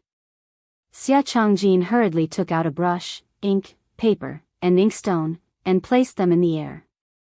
Zhuge Jinghong waved his hand, and the brush landed in his hand. Then, he quickly wrote, and two bold words appeared on the paper. Trash. TSK, TSK, TSK. Senior brother Jinghong is really domineering. He directly sent the two words Qin Feiyang. When he sees these two words, his expression will definitely be very interesting. The people below all laughed loudly. Zhuge Jinghong's face was also full of ridicule. He looked at Xie Changjin and said, immediately send this to Qin Feiyang. You must send it into his hands. Also, tell him that if he is not convinced, he can challenge me. I, Zhuge Jinghong, will always respect him. Understood. Xie Changjin smiled, folded the paper, and opened the portal and left. At the same time, in front of a courtyard, Yan Wei appeared out of thin air while holding a girl. The girl was Shen Mei. After all these years, she had become more mature and charming. However, she was currently unconscious. Lord, I have returned. Yan Wei looked at the pavilion in the courtyard and said respectfully. Come in. The imperial tutor's voice came from inside. Yan Wei pushed open the door and entered. He walked to the front of the pavilion and pushed open the door. He saw the imperial tutor sitting alone beside the tea table in the hall. Yan Wei walked in with Shen Mei in his arms. Well done. The imperial tutor smiled. Then, he looked at Shen Mei and frowned. He asked suspiciously, who is she? Didn't I ask you to capture Ren Wuxuang? Why is she an unrelated person? I am incompetent. I couldn't find Ren Wuxuang. Yan Wei's gaze trembled. He quickly put down Shen Mei and said in fear. Why couldn't you find her? The imperial tutor raised his eyebrows. According to my investigation, Ren Wuxuang went missing a few days ago. Her grandfather also went missing. This subordinate is thinking that it might be because Milord kidnapped Qin Feiyang's mother last time, causing Qin Feiyang to become alert and take them away. Yan Wei said calmly. That damn little bastard. He is really difficult to deal with. The imperial tutor snorted and looked at Shen Mei. Then who is she? Yan Wei said, her name is Shen Mei. According to my investigation, she has a good relationship with Qin Feiyang. Most importantly, she and Ren Wuxuang are like sisters. Like sisters? Since they are so close, why didn't Qin Feiyang take her away with Ren Wuxuang? The imperial tutor frowned. This should be her personal reason. I don't know. Yan Wei said. The imperial tutor looked at Shen Mei and pondered for a while. Well, it's better than nothing. Go find Qin Feiyang immediately and tell him that this woman is in our hands. See his reaction. If he has a big reaction, it means that he really cares about this woman. Okay. Yan Wei nodded and immediately opened the portal and walked in. First District. Fragrant Moon Brothel. Young Master Qin, you just came back and you came to our fragrant moon brothel to play. We are really flattered. Come in, please. Seeing Qin Feiyang and Lu Xingchen enter the hall, two waiters hurried to greet them with flattering smiles. Qin Feiyang. Why did he come to the fragrant moon brothel again? I just received news that he went to the divine palace. Hearing the voices of the two waiters, the guests in the hall all put down their bowls, chopsticks, and wine glasses in their hands and turned to look at Qin Feiyang, their eyes full of suspicion. Qin Feiyang stood in front of the door, glanced at the crowd, and said with a smile, I hope I didn't ruin everyone's mood. No, no. It's our honor to be able to eat and drink in the same place as young Master Qin, don't you think so? Yes, yes, yes. Everyone nodded and flattered. Qin Feiyang shook his head and smiled. He looked at the two waiters and said, arrange a quiet place for me, and bring me 2 pots of the best wine in your store. I want to properly entertain this good brother of mine. Good brother. Everyone's heart trembled. Looking at Lu Xingchen next to Qin Feiyang, their pupils contracted slightly. They didn't expect Lu Xingchen and Qin Feiyang to be so close. Some people even had envy in their eyes. Chapter 1299. A quiet place can only be the private rooms upstairs. I will arrange one for the 2 young masters. A waiter smiled. Qin Feiyang hurriedly waved his hand and said, no, no, we'll just sit in the hall. It's a little quiet. The 2 waiters looked at each other. Although the cost of the private room was higher than that of the hall, was Qin Feiyang a person short of money? Obviously not. Then why did he have to sit in the hall? But the 2 didn't dare to ask. Glancing around the hall, they found an empty table in the left corner. Let's sit there. It's in the corner. It's relatively quiet. What do you think, young Master Qin? The 2 waiters looked at Qin Feiyang and asked. Okay. Qin Feiyang nodded. Then, please. One of the waiters led Qin Feiyang to the table and said with a smile, I'll bring the food and wine to you right away. Please wait a moment. Okay. Qin Feiyang said. The waiter smiled, turned around, and ran away. Let's continue. Don't be so reserved. Qin Feiyang looked at the people in the hall and said with a smile. Then he sat down on a chair, pointed to the chair opposite him, and said with a smile, Brother Lu, please sit down. Lu Xingchen glanced at Qin Feiyang, walked to the opposite of Qin Feiyang, and sat down, glancing at the people around. Although those people were minding their own business and eating and drinking, they would glance at him from time to time. That kind of strange look made him very uncomfortable. Phew. He took a deep breath, looked up at Qin Feiyang, and said with a rather gloomy face, Is this the purpose of you bringing me to Fragrant Moon House? Purpose? Qin Feiyang was stunned and puzzled. What do you mean? I just asked you to accompany me to drink. What purpose can I have? Pretend, keep pretending. Lu Xingchen snorted coldly. Why should I pretend? Qin Feiyang became more and more puzzled. Lu Xingchen said angrily, Then let me ask you, why did you say that I'm your good brother in front of everyone? Are we not on good terms? Qin Feiyang asked. Do you think we're close enough to call each other brothers? Lu Xingchen was getting angrier and angrier. It's not that good, but what's wrong with me saying that? Qin Feiyang was suspicious. Nonsense. Of course not. What's your situation now? The imperial advisor, the emperor, and the Zhuge family are all trying to deal with you. But they can't do anything to you because you have someone protecting you. What about them? You can only start with those who are close to you. And now, you're publicly declaring that I'm your good brother. Aren't you clearly trying to drag me down with you? Lu Xingchen was furious. This guy was really insidious and cunning. If he was not careful, he would be tricked to death by him. Qin Feiyang's eyes flashed with a smile. He shook his head and said, Your imagination is too rich. In fact, It's not as complicated as you think. I just want to treat you to a few drinks. Don't talk nonsense. You think I don't know who Qin Feiyang is? You're not having a good time now, and you don't want me to have a good time either. Lu Xingchen snorted coldly. Young masters, the dishes are here. At this time, the waiter ran over with a few dishes, 2 pots of wine, and 2 wine glasses. After putting them on the table, he hurriedly ran away. Qin Feiyang chuckled, picked up the wine pot, and filled the 2 wine glasses. Then, he put down the wine pot, grabbed a wine glass, and handed it to Lu Xingchen. He said with a smile, "Don't be like this. Even if the imperial advisor wants to deal with you, with your ability, what are you afraid of? So you admit it?"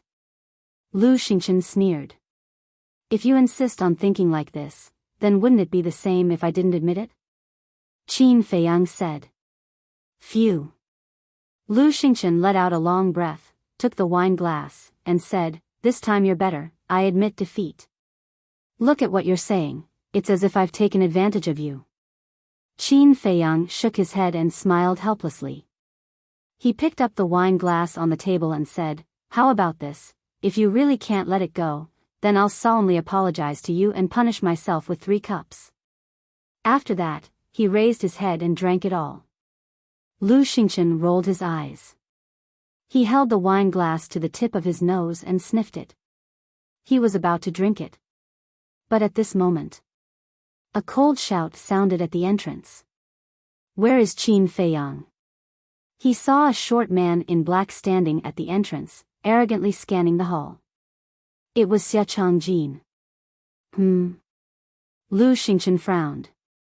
He put down the wine glass and turned his head. When he saw Xia Changjin, his eyes immediately became playful. Qin Feiyang and the other guests in the hall also looked at Xia Changjin with a trace of suspicion in their eyes. "Young master, what brings you here?" A waiter ran in front of Xia Changjin and asked. Xia Changjin said proudly, "I'm Xia Changjin, a disciple of the War God Temple.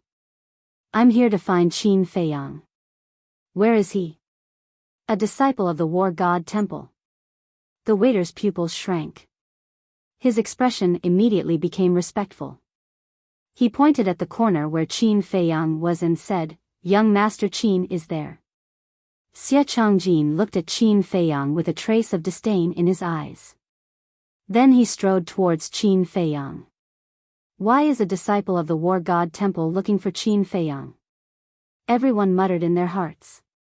As for Qin Feiyang, when he heard that this person was from the War God Temple, he immediately looked away. He poured himself a glass of wine and leisurely savored it. This person was only a 1-star combat emperor. He was not worthy of his attention. Xia Changjin walked in front of Qin Feiyang. When he saw Qin Feiyang's calm and leisurely appearance, the disdain on his face became even stronger. Is he really so calm that he doesn't dare to accept the challenge? He took out the folded paper from his bosom and slapped it on the table. He sneered, "This is a big gift from senior brother Zhuge Jinghong." Qin Feiyang suddenly smiled. He looked at Lu Xingchen and said, "I was wondering who it was. Turns out it's just a lackey who ran away." Lu Xingchen also laughed. From the beginning to the end, the two of them did not even look at Xia Changjin properly. That disdainful attitude and those sarcastic words made Xia Changjin furious. He shouted, "You better watch your words." Qin Feiyang still ignored him. He looked at Lu Xingchen and said with a smile, "Brother Lu, whose kitten and puppy did not tie up properly and came to disturb us while we were drinking? Didn't he say that he came to deliver the gift on behalf of Zhuge Jinghong? Then he must be from the Zhuge family." Lu Xingchen said with a smile. "I see. Birds of a feather flock together." Qin Feiyang suddenly understood and said with a smile. The faces of the guests and waiters in the hall turned red. These two are really good. They don't even use vulgarities when cursing. However, Xia Changjin was about to explode in anger. He slapped away the wine glasses in Qin Feiyang's hands and shouted, "I dare you to say that again." Qin Feiyang's and Lu Xingchen's faces immediately darkened. They turned to look at Xia Changjin. Their cold eyes made Xia Changjin's body tremble. An indescribable fear emerged in his heart. However, when he thought of Zhuge Jinghong behind him, he became more confident. What?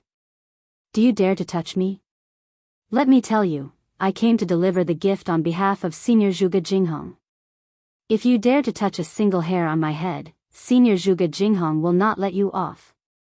I think that with Senior Zhuge Jinghong's status in the War God Shrine, should tell you.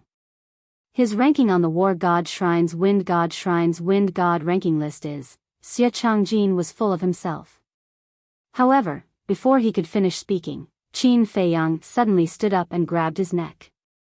He said with a smile, I really don't know what gave you the courage to bare your fangs and brandish your claws in front of me. After he finished speaking, he waved his hand. The two of them released their battle chi and directly cut off Xia Changjin's arms.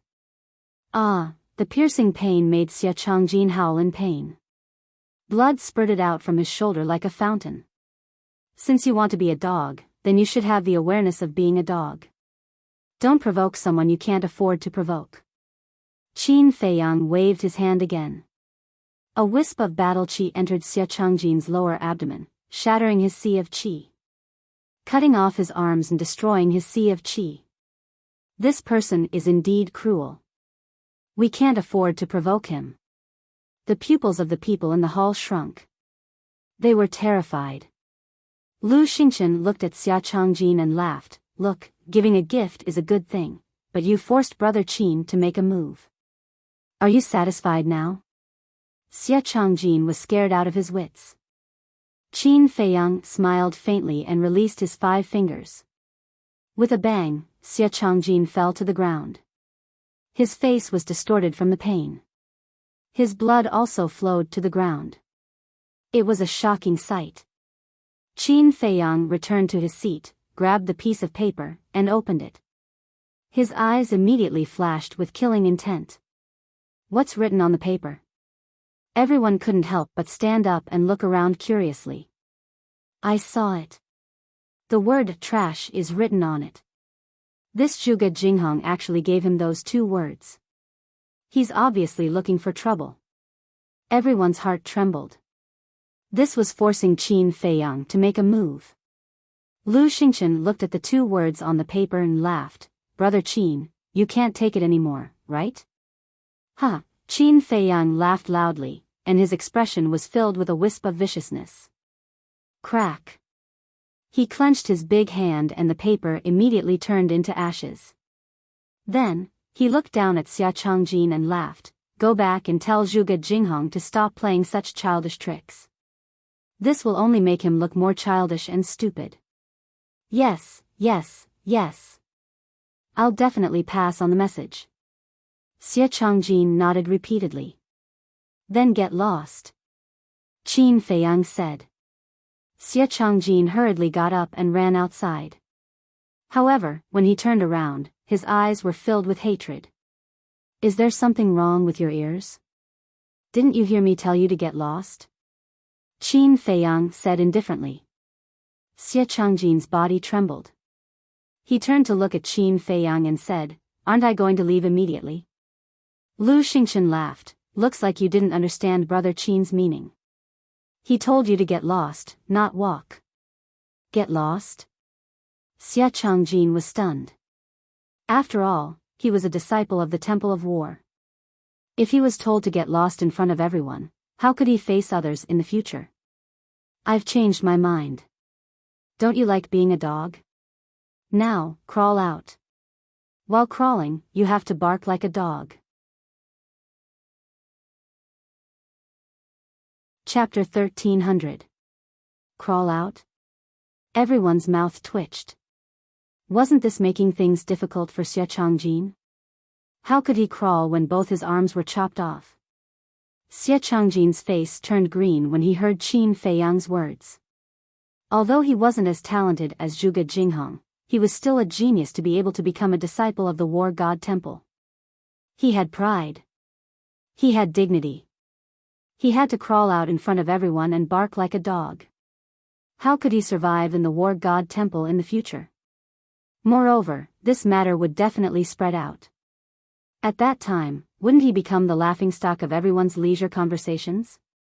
This was simply forcing him to a dead end. He gloomily stared at Qin Feiyang and said in a deep voice, "It's best to leave some leeway as a person and not go overboard." "Are you threatening me?" Qin Feiyang turned to look at Xie Changjin with a murderous look in his eyes. Xie Changjin's eyes trembled. He knew that he couldn't escape today. He clenched his teeth and knelt on the ground. He didn't have hands, so he used his knees to slowly crawl out. Woof, he lowered his head and barked like a dog. He didn't dare to look at everyone because it was embarrassing enough. "Qin Feiyang, I swear that I won't let you go." Although his head was lowered, he could clearly feel that everyone was looking at him with mocking eyes. This made him go crazy. His heart was filled with humiliation. He swore in his heart that he wouldn't let this matter go. At this moment, outside the door, a middle-aged man in black stood quietly and looked at Xie Changjin expressionlessly. However, if one looked closely, they would find that there was a hint of contempt in his eyes. This person was Yen Wei. He came to find Qin Feiyang under the orders of the imperial tutor, but he didn't expect to see such a good show.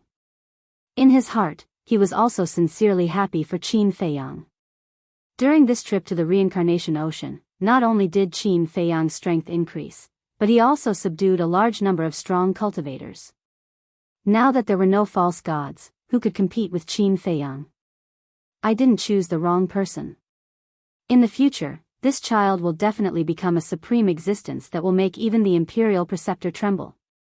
Yen Wei mumbled. At this moment, Xie Changjin finally arrived at the door. He stood up and glared at Qin Feiyang, then ran outside. Yen Wei lifted his leg and tripped Xie Changjin. With a bang, Xie Changjin staggered and fell flat on his face. 2 of his front teeth were broken. Ugh! Everyone was stunned. Qin Feiyang and Lu Xingchen also looked at each other. "My apologies. I didn't notice. Are you okay?" Yen Wei's eyes flashed with ridicule. He hurriedly helped Xia Zhangjin up and apologized. "Are you fucking looking for death?" Xia Zhangjin was furious, but when he saw Yen Wei's face, his expression changed. At that time in the first district, Yen Wei was following beside the state preceptor, and many people saw it. Xie Changjin also knew. After all, Yen Wei had challenged Qin Feiyang in front of countless people. He was now considered a celebrity in the city. As such, seeing that it was Yen Wei, Xie Changjin could only swallow his anger. "What did you say just now? I'm looking for death? Do you know who I am?" However, Yen Wei did not want to let Xie Changjin off. He sneered. No, this is a misunderstanding." Xie Changjin hurriedly shook his head. "Misunderstanding? I'm a law enforcer of the law enforcement hall, but I was insulted by a disciple in public. If this were to spread, wouldn't I become a joke?" Yen Wei yelled angrily. "You're a law enforcer?" Xie Changjin's expression changed. Yen Wei directly took out the law enforcer token. "This disciple has eyes but failed to see. Please forgive me." Xie Changjin shivered and knelt on the ground to beg for mercy. The law enforcers in the divine hall were like the god of death. The disciples basically stayed away from them. Sigh. Looking at this scene, the people in the hall could not help but sigh in their hearts. He had just been severely humiliated by Qin Feiyang and now bumped into the muzzle of a law enforcer. One had to admit that this guy was really unlucky. "You'd better be careful next time." Yen Wei snorted coldly and said expressionlessly, "Get lost." Yes. Xie Changjin hurriedly got up. "I'm asking you to get lost." Yen Wei yelled and raised his hand to slap Xie Changjin's face. Ah! With a scream, Xie Changjin immediately flew out and smashed into the street below. I'll get lost immediately." However, he did not dare to complain at all. He hurriedly curled up into a ball and rolled on the street like a rubber ball. What's going on? Is there something wrong with this guy's brain? Why is he rolling on the ground? Those who did not know what was going on could not help but be dumbfounded when they saw this scene. Yen Wei smiled disdainfully. He tidied his clothes and turned to enter the fragrant moon house. "Welcome, my lord." A few waiters went up to greet him respectfully. Yen Wei said coldly, "I'm looking for Qin Feiyang." "You can go back to your work." He's looking for Qin Feiyang again? When everyone heard this, they could not help but turn to look at Qin Feiyang. This guy was really a jinx. As soon as he came back, he caused a storm in the city. It was difficult to calm down. Law enforcer, Lu Xingchen looked at Yen Wei and his eyes flashed slightly.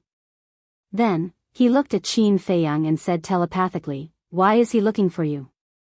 He did not know that this law enforcer was Yen Wei. It's definitely not something good. Qin Feiyang snorted coldly. Yen Wei strode to the table and glanced at Lu Xingchen. Then, he looked at Qin Feiyang and said, "Is it convenient for you to talk?" Qin Feiyang said indifferently, "If you have anything to say, just say it. After you're done, get lost. Don't hinder us from drinking." Everyone was stunned. He dared to be so arrogant in front of a law enforcer. As expected of Qin Feiyang, Yen Wei's eyes surged with a cold light. He did not hide it. "Say it. Do you want to crawl out like Xia Changjin?" Qin Feiyang said impatiently. "Kid, don't be too arrogant." Yen Wei smiled coldly, leaned in front of Qin Feiyang, and whispered, "Do you know Shenmei? She's in our hands now." He did not transmit his voice. But his voice was very soft. Only Qin Feiyang and Lu Xingchen could hear it. "What?" Qin Feiyang's expression changed. Lu Xingchen clenched his fists. "If you want to save her, you should know what to do." Yen Wei chuckled, got up, and left. Qin Feiyang said, "Go back and tell the state preceptor that if he dares to hurt her, I will make him regret it for the rest of his life. You'd better pray for yourself." Yen Wei said with a smile without turning his head. "This guy is too good at acting." Qin Feiyang laughed and transmitted his voice, "If the state preceptor really wants to take you as his confidant, he should use the blood-soul technique to control you. But you don't have to worry, I have a way to remove the blood-soul technique. Now I will help you remove the slave seal." Then, with a thought, the slave seal in Yen Wei's soul directly dissipated. When he first met Yen Wei in the Black Dragon Glacier, Qin Feiyang used the slave seal to control him. And with the slave seal, the state preceptor's blood-soul technique could not succeed. So, he had to remove the slave seal first. As for whether Yen Wei would betray him after the slave seal was removed, he was not worried at all. Because after all these years of getting along, Yen Wei was already dead set on him. "Then I'll go first." Yen Wei transmitted his voice. "Well, be careful. By the way, the blood-soul technique can only control the power of the bloodline, it can't peek into one's thoughts. You don't have to worry too much." Qin Feiyang secretly warned. "Okay." Yen Wei secretly replied. After Yen Wei left the fragrant moon brothel, Qin Feiyang's eyes flashed slightly. He looked at Lu Xingchen and transmitted his voice, "You guessed right, that old thing has begun to make a move on the people around me. I don't care so much. This matter started because of you. You have to save Shenmei, or I will not let you off." Lu Xingchen secretly said. "It's not like you don't know the state preceptor. He is a cunning old fox. He will definitely hide Shenmei immediately. How do you want me to save her?" Qin Feiyang frowned. Lu Xingchen's face was as dark as water. Qin Feiyang coldly snorted, "To be honest, this matter is actually your fault." "Me?" Lu Xingchen raised his eyebrows. "At first, I was worried that the state preceptor would make a move on them, so I wanted to take them away. But Shinmei was willing to stay in the divine hall for you. I thought you would take good care of her, but I didn't expect that she would be taken away by the state preceptor. Qin Feiyang said. Lu Xingqian's fingers clenched tighter and tighter, making a cracking sound. Qin Feiyang said, I'm afraid I can't help in this matter, because I can't give the state preceptor what he wants. Only you can do it, and with the help of Mu Qing's all-seeing eye, I believe it won't be difficult for you to save Shinmei. What does the state preceptor want? Lu Xingqian asked, his eyes flashing. I can't tell you now. But I can tell you with certainty that if the state preceptor gets this thing, you and I will be finished. Qin Feiyang said in a low voice. So serious? Lu Xingqian raised his eyebrows. Qin Feiyang nodded and added, to be exact, it's more serious than I said. Lu Xingqian's heart sank. After pondering for a while, he got up and said, I'm not in the mood to sit with you. Goodbye. After that, he opened the portal and walked in without looking back. Qin Feiyang looked at Lu Xingqian's back, and a smile flashed in his eyes. As soon as he returned to Imperial City, Lu Xingqian began to use the Temple of War to set up a trap for him. Frankly speaking, he really had a headache.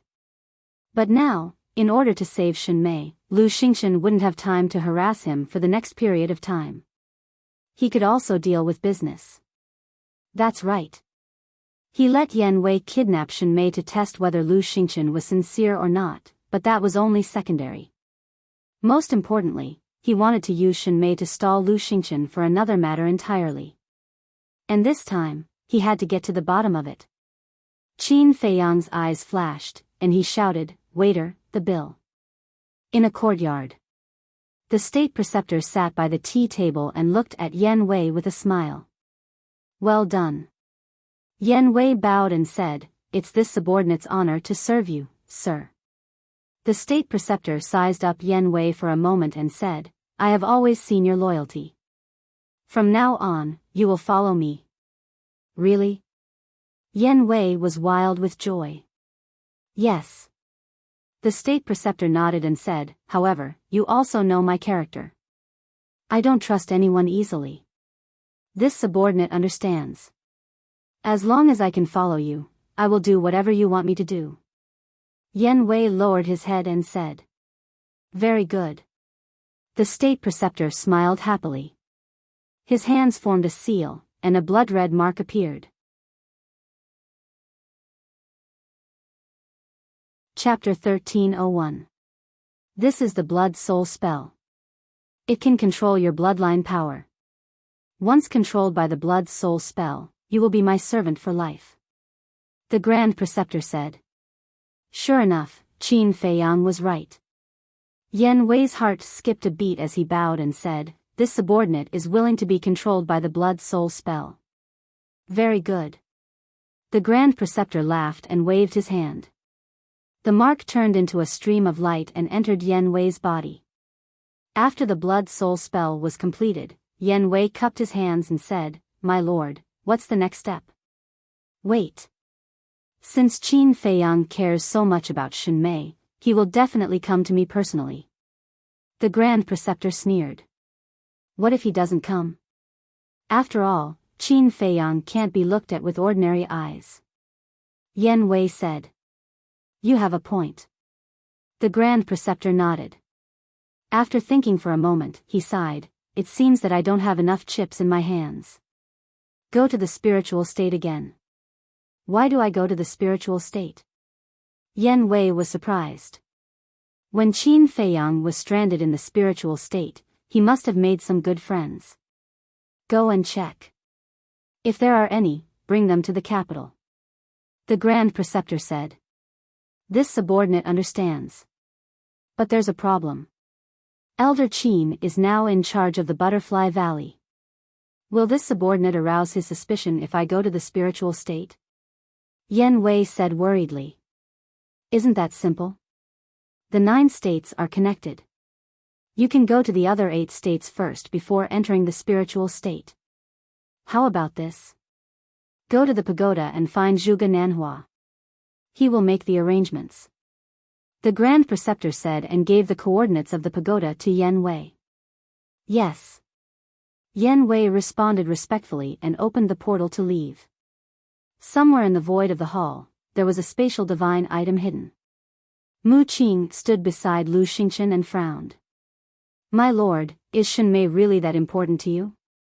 Is that something you should ask? Lu Xingchen raised his eyebrows. Mu Qing quickly lowered her head and didn't dare to make a sound. Lu Xingchen looked at the state preceptor on the screen and asked, Are you sure Shenmei is here? My all-seeing eye won't make a mistake. It's definitely here. However, I can't predict the exact location. I think the Imperial Preceptor must have set up a divine power barrier around Shenmei. Mu Qing said. This old bastard. Lu Xingchen's eyes flashed with killing intent. Suddenly, the Imperial Preceptor, who was drinking tea in silence, released his divine sense and instantly captured the divine spatial item hidden in the void. Lu Xingchen saw that the situation was not good and immediately drove the spatial divine item away. The state preceptor didn't pursue and murmured, It seems like you really care about this woman. He thought it was Qin Feiyang. But he didn't know that it was Lu Xingchen. Pagoda. Zhuge Nanhua sat in front of the pagoda with his eyes closed. His aura was unfathomable. Yen Wei appeared out of thin air. He glanced at the pagoda and bowed. Greetings, Lord Zhuge Nanhua. What are you doing here? Zhuge Nanhua opened his eyes and looked at Yen Wei suspiciously. Obviously, he knew Yen Wei as well. Yen Wei said honestly, The Imperial Preceptor is worried that he doesn't have enough chips in his hands, so he sent me to the spiritual state to look for Qin Feiyang's friend. Zhuge Nanhua nodded in realization and smiled. It seems like the Patriarch trusts you a lot since he gave you such an important mission. Yen Wei smiled. Follow me. Zhuge Nanhua stood up and opened the pagoda door. He led Yen Wei to the teleportation altar that led to Yuzhou. Elder Qin is guarding the spiritual state. That old bastard isn't easy to deal with, so it's best not to let him find out. Go to Yuzhou first, then to spiritual state. When you return, come back from Yuzhou. Zhuge Nanhua said. Understood. Yen Wei nodded and activated the teleportation altar. Soon, they arrived in the sky above a valley in Yuzhou. In the valley, a white-haired old man was guarding it. Who is it? Seeing Yen Wei appear, the white-haired old man immediately shouted. Yen Wei said, I'm an enforcer of the Law Enforcement Hall of the Imperial Capital. Enforcer. The white-haired old man's expression changed. He quickly bowed and said, Greetings, sir. May I know why you have come to Yuzhou? Don't ask what you shouldn't. Yen Wei glanced at him coldly. Then, he turned into a stream of light and flew away without looking back. When he was far away from the valley, a person suddenly appeared in the void. It was Qin Feiyang. Qin Feiyang shouted, Yen Wei, wait. Yen Wei was slightly stunned. He stopped in the void and turned to look at Qin Feiyang. A hint of surprise appeared on his face as he asked, Why are you here? I followed you here. Qin Feiyang smiled. Followed me? Yen Wei frowned and said angrily, I've followed you for so many years, and you still don't believe me? What are you talking about? I have something to do and need to go to the Forgotten Continent. So, I've been hiding in the pagoda looking for an opportunity. I didn't expect to meet you, so I followed you here. Qin Feiyang said. Go to the Forgotten Continent? Yen Wei was stunned and asked, So, you're not following me? Why would I follow you? Qin Feiyang asked. Yen Wei scratched his head and said awkwardly, I thought that you were doubting my loyalty to you after removing the slave seal. Qin Feiyang was speechless when he heard this. Yen Wei smiled and asked suspiciously, Don't you have the gate of space and time? Why did you go to the pagoda? The gate of space and time is in the hands of Fatso. Qin Feiyang said. Yen Wei said, Then why are you going to the Forgotten Continent now? To find the Mu clan's nest and understand the Mu clan's true strength. Qin Feiyang said. This was his purpose. Understood. You're preparing for a rainy day. However, we couldn't find the Mu clan's nest after investigating for so long. This time, you might not be able to find it. Yan Wei said. Don't worry, I'm confident this time. Qin Feiyang smiled. That's good. Oh right, you heard my conversation with Zhuge Nanhua just now. What do you think I should do? Yan Wei asked. Qin Feiyang smiled and said, now that you've gained the trust of the imperial tutor, it doesn't matter what you do. It doesn't matter what I do, Yan Wei murmured and suddenly smiled and nodded. Understood, then I'll go. Wait. Don't let Lu Xingchen save Shen Mei too easily. Because once he saves Shen Mei, he'll immediately think of me. I don't want him and Mu Qin to go to the Forgotten Continent to mess things up. Qin Feiyang said. Okay. Yan Wei nodded. Then go. Qin Feiyang smiled and said. The Mu clan has more than one false god, you have to be careful. Yan Wei exhorted before turning around and leaving. After watching Yan Wei leave, Qin Feiyang opened the portal and directly descended on the Butterfly Valley. I was wondering why I kept sneezing today, so it's because we have a distinguished guest. A hoarse voice suddenly sounded in the Butterfly Valley. Qin Feiyang looked in the direction of the voice and saw Old Man Qin sitting alone by the lake, fishing with a fishing rod. It seems that Old Man Qin is living a good life after coming to the spiritual state.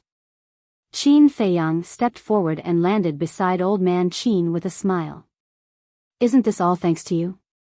But to be honest, this old man really likes this kind of carefree life. Old Man Qin chuckled. Qin Feiyang shook his head and said, now that the great Qin Empire is facing internal and external troubles, I'm afraid it's impossible for Old Man Qin to live a carefree life. Old Man Qin looked up at Qin Feiyang and said, so, you've investigated everything? Yes. There's conclusive evidence that the national advisor is trying to usurp the throne. Mu Tianyang has also revealed his fangs. However, our current emperor not only doesn't realize it, but also thinks about his own desires all day long. To be honest, I'm really worried about the fate of the great Qin Empire. Qin Feiyang sighed. Old Man Qin asked with a smile, then why don't you tell him? Will it work? Besides, will he believe me? Qin Feiyang said. Sigh. Old Man Qin sighed and said, it's not just you, even I don't dare to be honest with His Majesty. His Majesty is becoming more and more incomprehensible.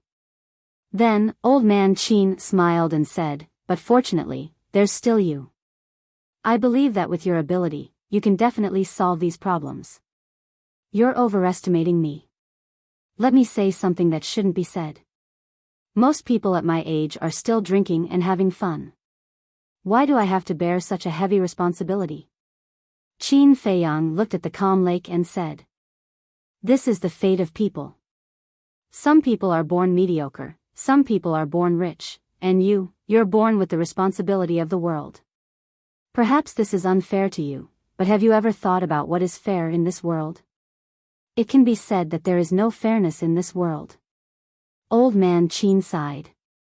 Fate, Qin Feiyang murmured, looked up at the sky, and shook his head. I don't believe in fate, I only believe that man can conquer the heavens.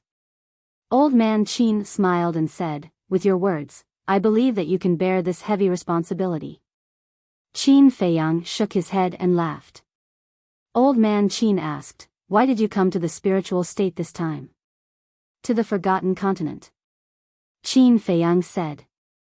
Just as he was about to explain, Old Man Qin waved his hand and said, from now on, I won't care about what you do, because I believe that you won't do anything to harm the great Qin Empire. Thank you. Qin Feiyang cupped his hands and said. The meaning of Old Man Qin's words was obvious, he supported him unconditionally. By the way.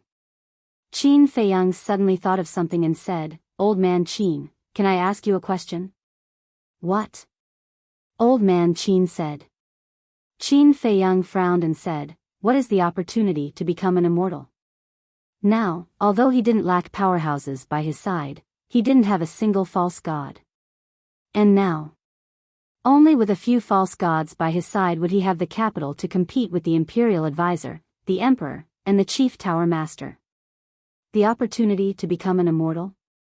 Old man Qin was slightly stunned. He looked up at Qin Feiyang and frowned. You are only a one-star combat emperor, isn't it too early to ask about this? I don't dare to boast. But I am confident that it won't be long before I can break through to the 9-star combat emperor. Qin Feiyang said. Old man Qin smiled helplessly. This was called a not boasting? Even if he opened the door of potential, it was impossible to step into the 9-star combat emperor in a few years or decades. Because in the combat emperor realm, there was a huge gap between each small realm. Chapter 1302. But what old man Qin didn't know was that time had no concept for Qin Feiyang. Because the rules of time in the castle had changed. 10 days had passed inside, but only 1 day had passed outside. However, Qin Feiyang couldn't tell anyone else about the changes in the castle. Just tell me. Qin Feiyang smiled and said with a pleading tone. You little brat. Old man Qin shook his head helplessly and said, I can tell you, but I hope you don't bite off more than you can chew. Qin Feiyang was overjoyed and quickly nodded. Old man Qin said, the opportunity to become a god is only 12 words. 12 words? Qin Feiyang was immediately stunned and asked, is it that simple? Of course not. Only by comprehending the true meaning of these 12 words and doing it can you get the opportunity to become a god. Old man Qin said. Then what are these 12 words? Qin Feiyang asked. Don't forget your original intention, don't forget your original heart, only then can you achieve results. Old man Qin said word by word, sonorous and powerful. Boom. Qin Feiyang was like a bolt from the blue, his head rumbling. Old man Qin's words were exactly the same as what Uncle Yuan said last time. In other words, when Uncle Yuan appeared last time, he had already told him the opportunity to become a god, but he didn't comprehend it. In other words, Uncle Yuan's appearance last time might be to tell him the opportunity to become a god. What do these 12 words mean? Qin Feiyang asked.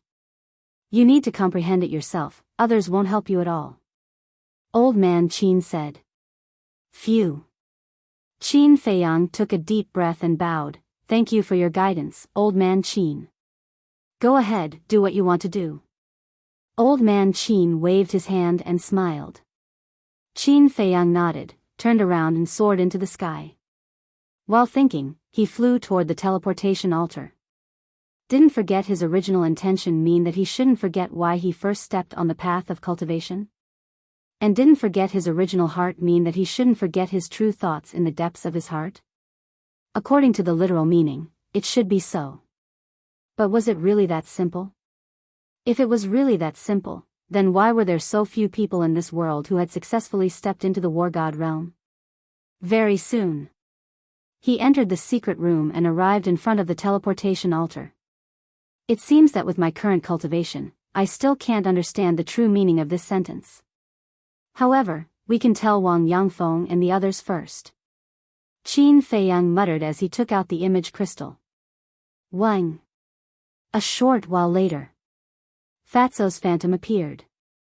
Fatso looked at the secret room behind Qin Feiyang and asked suspiciously, Boss, where are you?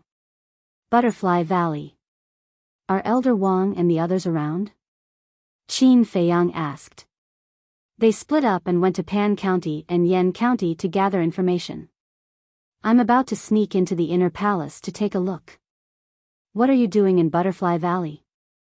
Fatso asked suspiciously. Qin Feiyang said, I'm going to the Forgotten Continent. Before I go, I have 2 things to tell you. Forgotten Continent? Fatso was taken aback and said, Go ahead.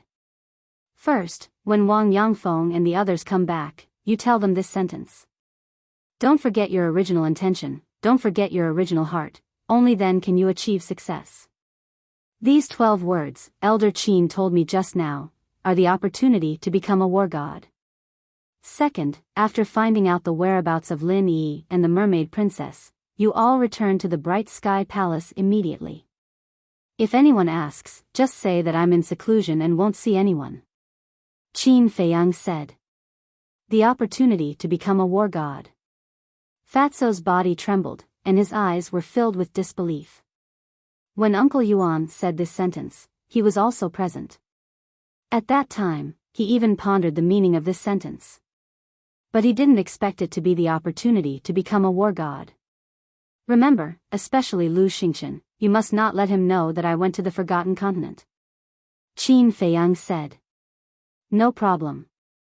Fatso nodded, but then frowned and thought, Lu Xingchen is easy to deal with, but Mu Qing has omniscient eye. How can it be hidden?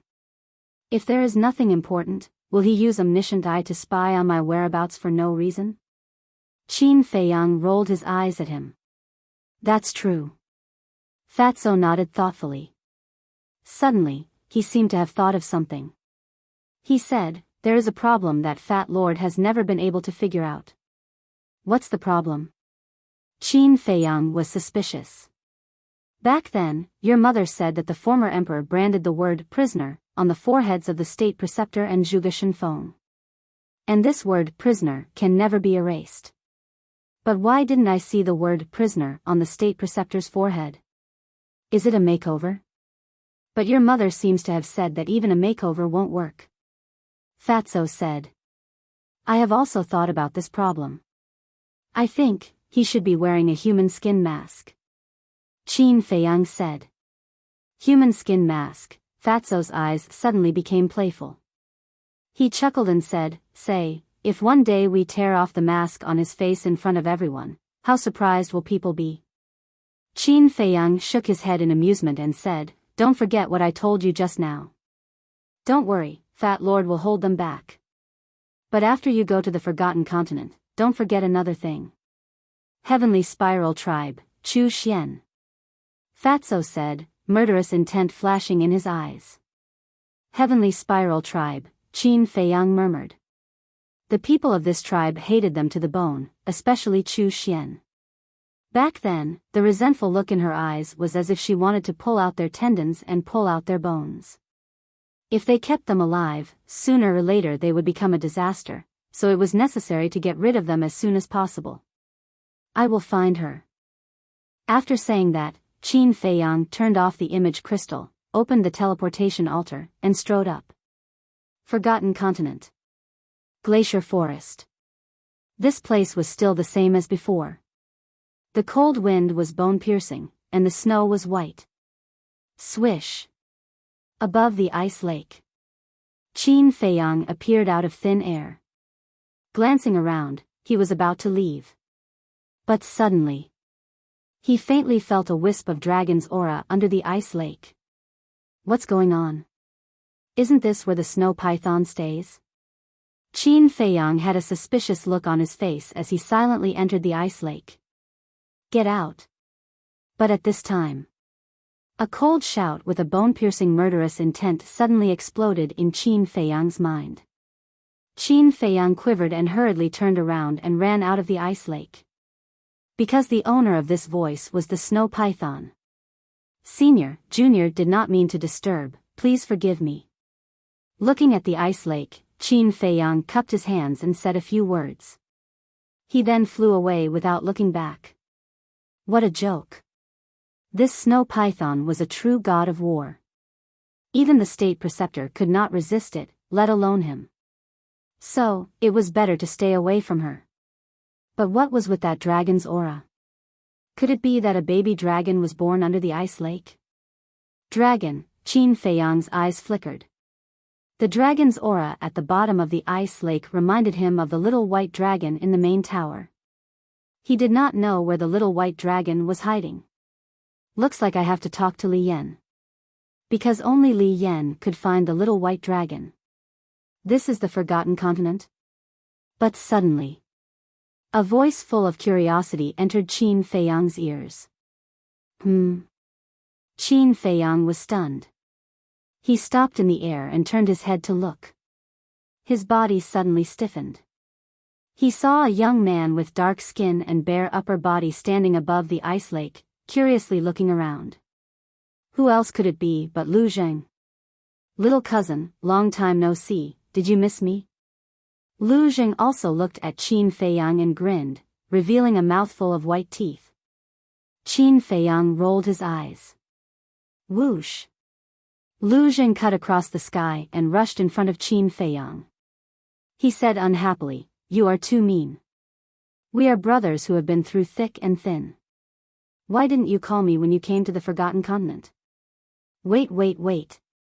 Qin Feiyang hurriedly waved his hand and frowned. Aren't you in the imperial capital? Yes. I am in the imperial capital. Lu Zheng nodded. Then why are you here? Qin Feiyang was puzzled. From the imperial capital to the spiritual state, one had to pass through the pagoda. And the pagoda was guarded by Zhuge Nanhua. How did Lu Zheng come? Also, why didn't Elder Qin stop him?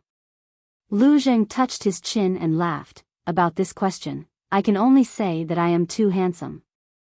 Zhuge Nanhua and Elder Qin are charmed by me. Qin Feiyang's face darkened and his veins bulged. He really wanted to slap him. What do you want to do? Don't forget, I am your cousin. The eldest brother is the father. If you dare to touch me, you will be struck by lightning. Lu Zheng crossed his arms in front of his chest and looked at him warily like a frightened little girl. Qin Feiyang looked at the sky and was speechless. He really didn't want to stay with this outrageous cousin. But he was helpless. This outrageous cousin was clearly going to pester him to the end. Actually, Lu Zheng's face suddenly became serious. Qin Feiyang was stunned and asked, "Actually what?" "It was Elder Qin who helped me," Lu Zheng said. Qin Feiyang was surprised. In the past, he didn't know about the state preceptor's conspiracy, so Elder Qin didn't like our Lu family very much. But now, he has already sided with us. Speaking of which, this is still to your credit, Lu Zheng said with a smile. I see. Qin Feiyang murmured. Lu Zheng asked, by the way, where is Aunt? Mother, she's missing again. Qin Feiyang sighed. What the hell? Lu Zheng's face froze, and he said, she's not in your castle? Qin Feiyang shook his head. What are you doing? It wasn't easy to save Aunt. How can you abandon her? Lu Zheng said angrily. Who said that I abandoned Mother? Let me tell you, no one in this world cares about Mother more than I do. Qin Feiyang shouted. Lu Zheng also realized that he had said something wrong. With a trace of apology on his face, he asked, then what's going on? Qin Feiyang briefly told him about the situation when his mother left. Alas. Aunt, why did you do this? After hearing this, Lu Zheng couldn't help but let out a long sigh. Qin Feiyang was stunned. He grabbed Lu Zheng's clothes and said anxiously, from what you said, do you know where Mother went? How would I know? Lu Zheng rolled his eyes at him and sighed, I'm just lamenting that Aunt's life has been too difficult. She should stop and have a good rest. A trace of disappointment crept into Qin Feiyang's eyes. He let go of Lu Zheng's clothes and nodded, yes, if Mother could stay by my side with peace of mind, I wouldn't have so many worries. Only with worries can there be pressure. Only with pressure can there be motivation. Work hard, young man. Chapter 1303. Qin Feiyang rolled his eyes at Lu Zheng. He was not young anymore. Was it appropriate to call him a young man? You can only stay in the Forgotten Continent for half a month. If you do not report to me after half a month, I will personally come to find you. But at that time, you will have to pay a heavy price. Suddenly, the snow python's cold voice came from the ice lake. What? Qin Feiyang's face changed, and he hurriedly said, Senior, it was not like this before. You also did not brazenly bring people here before. The snow python said. Qin Feiyang's body stiffened. He hurriedly pointed at Lu Zheng and shouted, "I don't know him at all." He jumped out by himself. "What? You don't know me? Your words make me very angry." Lu Zheng glared at him. Qin Feiyang glanced at him indifferently and looked at the ice lake, saying, "Senior, I really don't know him. You can do whatever you want. Even if you kill him, I have no objections." "Bastard. You will be punished by the heavens sooner or later," Lu Zheng angrily roared. "Tisk." Qin Feiyang looked at Lu Zheng with disdain, and then looked at the ice lake, saying, "Senior, half a month is too short. Can you give me a few more days?" However, no matter what he said, the snow python did not respond to him. "It's all your fault." Qin Feiyang glared at Lu Zheng angrily. "It's none of my business." Lu Zheng coldly snorted. Qin Feiyang rubbed his head, turned into a stream of light, and flew away. Half a month had passed in the blink of an eye. He had to speed up. "Wait for me." Lu Zheng hurriedly caught up and asked in a low voice, "Who was the woman who spoke just now? You seem to be very scared." "Nonsense. Even the state preceptor could not fight back in front of her. Do you think I'm not scared?" Qin Feiyang said in a deep voice. "What? Then wouldn't she be?" Lu Zheng was dumbfounded and full of shock. "As long as you understand," Qin Feiyang said. "TSK TSK TSK. There are even real war gods. This forgotten continent is truly an interesting place." Lu Zheng was speechless. His eyes were filled with anticipation. "Interesting?" Qin Feiyang snorted inwardly. Although it was interesting, it was also a place where people could lose their lives. "Where to now?" Lu Zheng asked. "Let's leave this glacier first," Qin Feiyang said. Whoosh! The two of them streaked across the sky like lightning and soon flew out of the glacier forest, arriving in the sky above a desolate tribe. Lu Zheng scanned the tribe and asked suspiciously, "Why is there no one here?" "Dead," Qin Feiyang said. The tribes in the first and second regions had all been massacred by the mysterious madam. It would be strange if there were people. He waved his hand, and a group of ferocious beasts appeared. There were at least 80 or 90 of them. They were all 9-star emperor beasts, including the seahorse and the seal. Qin Feiyang said, "I want to find a tribe. Seahorse and seal, take a pair each and split up to look." "What tribe? Is it easy to find?" the seahorse and the seal asked. "Yes. Because there is only one tribe in the first region. In short, as long as you find someone, he must be from that tribe," Qin Feiyang said. "Understood. Brothers, let's go." The seahorse and the seal nodded. Then, with a shout, the 89 9-star emperor beasts left in a mighty manner. "Cousin, why is there only one tribe in the first region?" Lu Zheng asked suspiciously. "Let's talk as we walk," Qin Feiyang said. Lu Zheng had just come to the Forgotten Continent, so he would definitely ask endless questions along the way. Therefore, for the sake of peace, it was better to tell him everything about the Forgotten Continent at once. Time passed in the blink of an eye. 4 hours later, Qin Feiyang brought Lu Zheng to the sky above the ruins of Sky Thunder City. The entire city had long been reduced to ashes. Now, it was overgrown with weeds and shrubs, looking extremely desolate. However, the Pill Tower was still standing on the ground, exuding an ancient and mysterious aura. This Pill Tower is not simple. When Lu Zheng saw the Pill Tower, a trace of surprise appeared in his eyes. Qin Feiyang was stunned and asked, "What do you mean?" Lu Zheng flew over and carefully observed for a moment, saying, "According to my speculation, this Pill Tower has a history of at least 10,000 years. But if you look carefully, there is not even a trace of weathering on the surface. If it is just an ordinary stone tower, how can it be?" "You are right. This Pill Tower is indeed not simple. Back then, when we were fighting here, the entire city was razed to the ground. Only this pill tower is intact. Qin Feiyang said. Could it be a divine artifact? Lu Zheng was bewildered.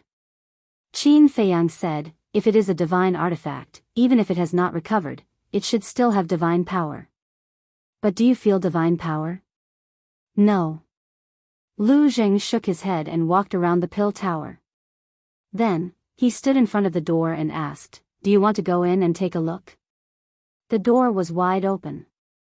The inside was full of dust and the walls were covered with cobwebs. Whatever. Qin Feiyang said. When Lu Zheng heard this, he immediately rushed into the pill tower. In addition to the mess, there were many skeletons inside. Lu Zheng asked, were the owners of these skeletons killed by you back then? I'm not sure. Qin Feiyang shook his head. The mysterious woman massacred the first area after he left, so the owners of these skeletons should have died in the hands of the mysterious woman. But it had been too long, so he could not remember clearly. Help!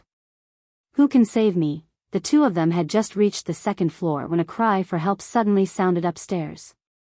Someone is here. The two of them were stunned. Whoosh! The next moment, the two of them used their fastest speed and rushed to the third floor like lightning. Immediately, they saw a 13 or 14-year-old boy curled up in the corner of an alchemy room. In front of him, there was a group of black spiders. Each of them was the size of a fist and looked quite ferocious as they hissed. Lu Zheng asked secretly, he can't be from the Heavenly Spiral tribe, right? Most likely. Qin Feiyang mumbled. The boy also noticed Qin Feiyang and Lu Zheng. As if he had grabbed onto a life-saving straw, he immediately shouted, Big brothers, please save me. Qin Feiyang stepped forward and stomped on the ground. The spiders on the ground were all killed instantly. Flesh and blood splattered everywhere. The boy was dumbfounded. These ferocious creatures that almost killed him were killed by a single stomp? Qin Feiyang waved his hand and the blood mist dissipated. Then, he looked at the boy and asked, what's your name? The boy stammered. It seemed that he was frightened by Qin Feiyang's methods. Qin Feiyang raised his eyebrows, turned around and said, come out with me first. The boy stood up and followed Qin Feiyang and Lu Zheng timidly. They walked up the stairs and went to the first floor. However, when they reached the second floor, the boy suddenly raised his head. His eyes that were originally filled with fear were filled with a shocking murderous glint. Following that, he took out a dagger from his chinquan bag and stabbed towards Qin Feiyang's back. The boy only had the cultivation of a martial master, while Qin Feiyang was a war emperor. The difference was like heaven and earth. How could the boy succeed? Qin Feiyang stopped and released a wisp of aura. The boy was sent flying and crashed into the stone stairs behind him. Clang! The dagger fell to the ground. The boy spat out a mouthful of blood. His face was pale, but he looked at Qin Feiyang with eyes full of hatred and madness. Qin Feiyang turned to look at the boy and said indifferently, I saved you. Why aren't you grateful? Instead, you want to assassinate me? Because you deserve to die. The boy roared. Why do I deserve to die? Do I have a grudge against you? Qin Feiyang said. You devil, don't think of getting any useful information from me. The boy sneered. You have a good backbone, but unfortunately, you found the wrong person. If I'm not wrong, your surname should be Chu, and you're from the Heavenly Spiral tribe. And since you're here, the Heavenly Spiral tribe should be nearby, right? Qin Feiyang said. My surname is not Chu, and I don't know what the Heavenly Spiral tribe is. The boy roared, but his expression was full of panic. He's so young, but he's already so vicious. It seems that this Chu Xian has instilled a lot of hatred into him. Lu Zheng sighed. That's normal. If it weren't for me, the Heavenly Spiral tribe wouldn't have been expelled to the first district. Qin Feiyang said. So you still know. What did my Heavenly Spiral tribe do wrong? What right do you have to do this? The boy went crazy when he heard Qin Feiyang's words. Qin Feiyang said, "You only know that I was the one who expelled your heavenly spiral tribe, but you don't know why I did it. It seems that Chu Xian deliberately hid this matter from you. The patriarch didn't hide it from us. Isn't it because the patriarch offended you back then, and you used your position for personal gain to take revenge on us? You're a damned devil." The boy roared hysterically. Patriarch? Qin Feiyang was surprised. Chu Xian actually became the patriarch of the heavenly spiral tribe? But thinking about it, Chu Xian's father was already dead, and as a former disciple of the main tower, Chu Xian naturally had the ability to do so. Qin Feiyang glanced at the boy and said indifferently, "Tell me, where is your tribe? You'll die a horrible death. Just you wait." The boy smiled ferociously and slammed his head into the stairs. Blood splattered 3 feet, and he died on the spot. Lu Zheng was dumbfounded and muttered, "How much hatred do you have with the heavenly spiral tribe that he would rather die than say it?" Seeing this scene, Qin Feiyang was even more determined to kill Chu Xian. On one hand, it was for his own sake. Although the heavenly spiral tribe wasn't very strong, he always remembered one sentence, and that was not to underestimate anyone. As long as it was an enemy, he had to eliminate them completely. On the other hand, it was because Chu Xian was instilling this hatred in the people of the heavenly spiral tribe. For example, this boy was blinded by hatred and even his nature was distorted. Once such a person became powerful in the future, he would definitely lose his mind. "You want to continue?" Qin Feiyang turned to look at Lu Zheng and asked. Lu Zheng looked up at the upper floors and said, "Since we're already here, we have to go up and take a look.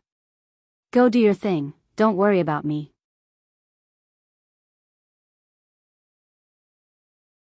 Chapter 1304. But looking around, there was nothing except for the vast mountains. "It must be nearby," Qin Feiyang muttered. With the youth's cultivation, it was impossible for him to go far. Swoosh! He turned into a stream of light and searched within a radius of a few hundred miles around the Pill Pagoda. A few hundred breaths later, he found a huge canyon. The canyon covered an area of several miles and was lush with vegetation. In the canyon, wooden buildings were arranged in a picturesque manner, forming a huge tribe. "I've finally found you," Qin Feiyang muttered. He stood on the peak of a mountain on one side of the canyon and scanned the area below. At the same time, in the canyon, in a square, a young woman in a purple dress stood on the high platform, her face as cold as ice. That's right. She was Chu Xian. Below the high platform, there were many youths standing in an orderly manner. The oldest of these youths was only 15 or 16 years old, while the youngest was only 6 or 7 years old. Chu Xian glanced at those youths and shouted, "All of you must remember this. The reason why our heavenly spiral tribe has fallen to such a state is all because of him." Chu Xian pointed to the opposite side of the square. There was a statue standing there. The statue's appearance was exactly the same as Qin Feiyang's. Those youths turned their heads and looked at Qin Feiyang's statue with hatred in their eyes. "It's him who chased us out of the central divine kingdom. It's also him who killed our old patriarch. But he's very strong. He can even destroy our heavenly spiral tribe with one hand. However, our heavenly spiral tribe never admits defeat and will never give up on returning to the central divine kingdom. So, I want all of you to remember him. I want all of you to work hard in your cultivation. Because only by becoming stronger can we take revenge on him. Understand?" Chu Xian shouted. "Understood."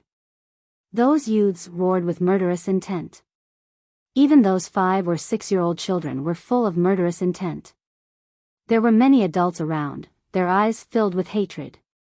"Hurry up and cultivate." Chu Xian nodded in satisfaction and waved her hand. After the youths left, a middle-aged woman walked up to the stage and said, "Xian, I know you hate Qin Feiyang, and we all hate him, but you can't tell the children these things every day. It will make them lose their happiness. Happy? Do we still have the right to be happy now? Chu Xian snorted coldly. The woman was her birth mother, but there was no emotion in her eyes, only coldness. Alas. The woman sighed deeply, then silently turned and left. Chu Xian glanced at the woman's back and clenched her fists.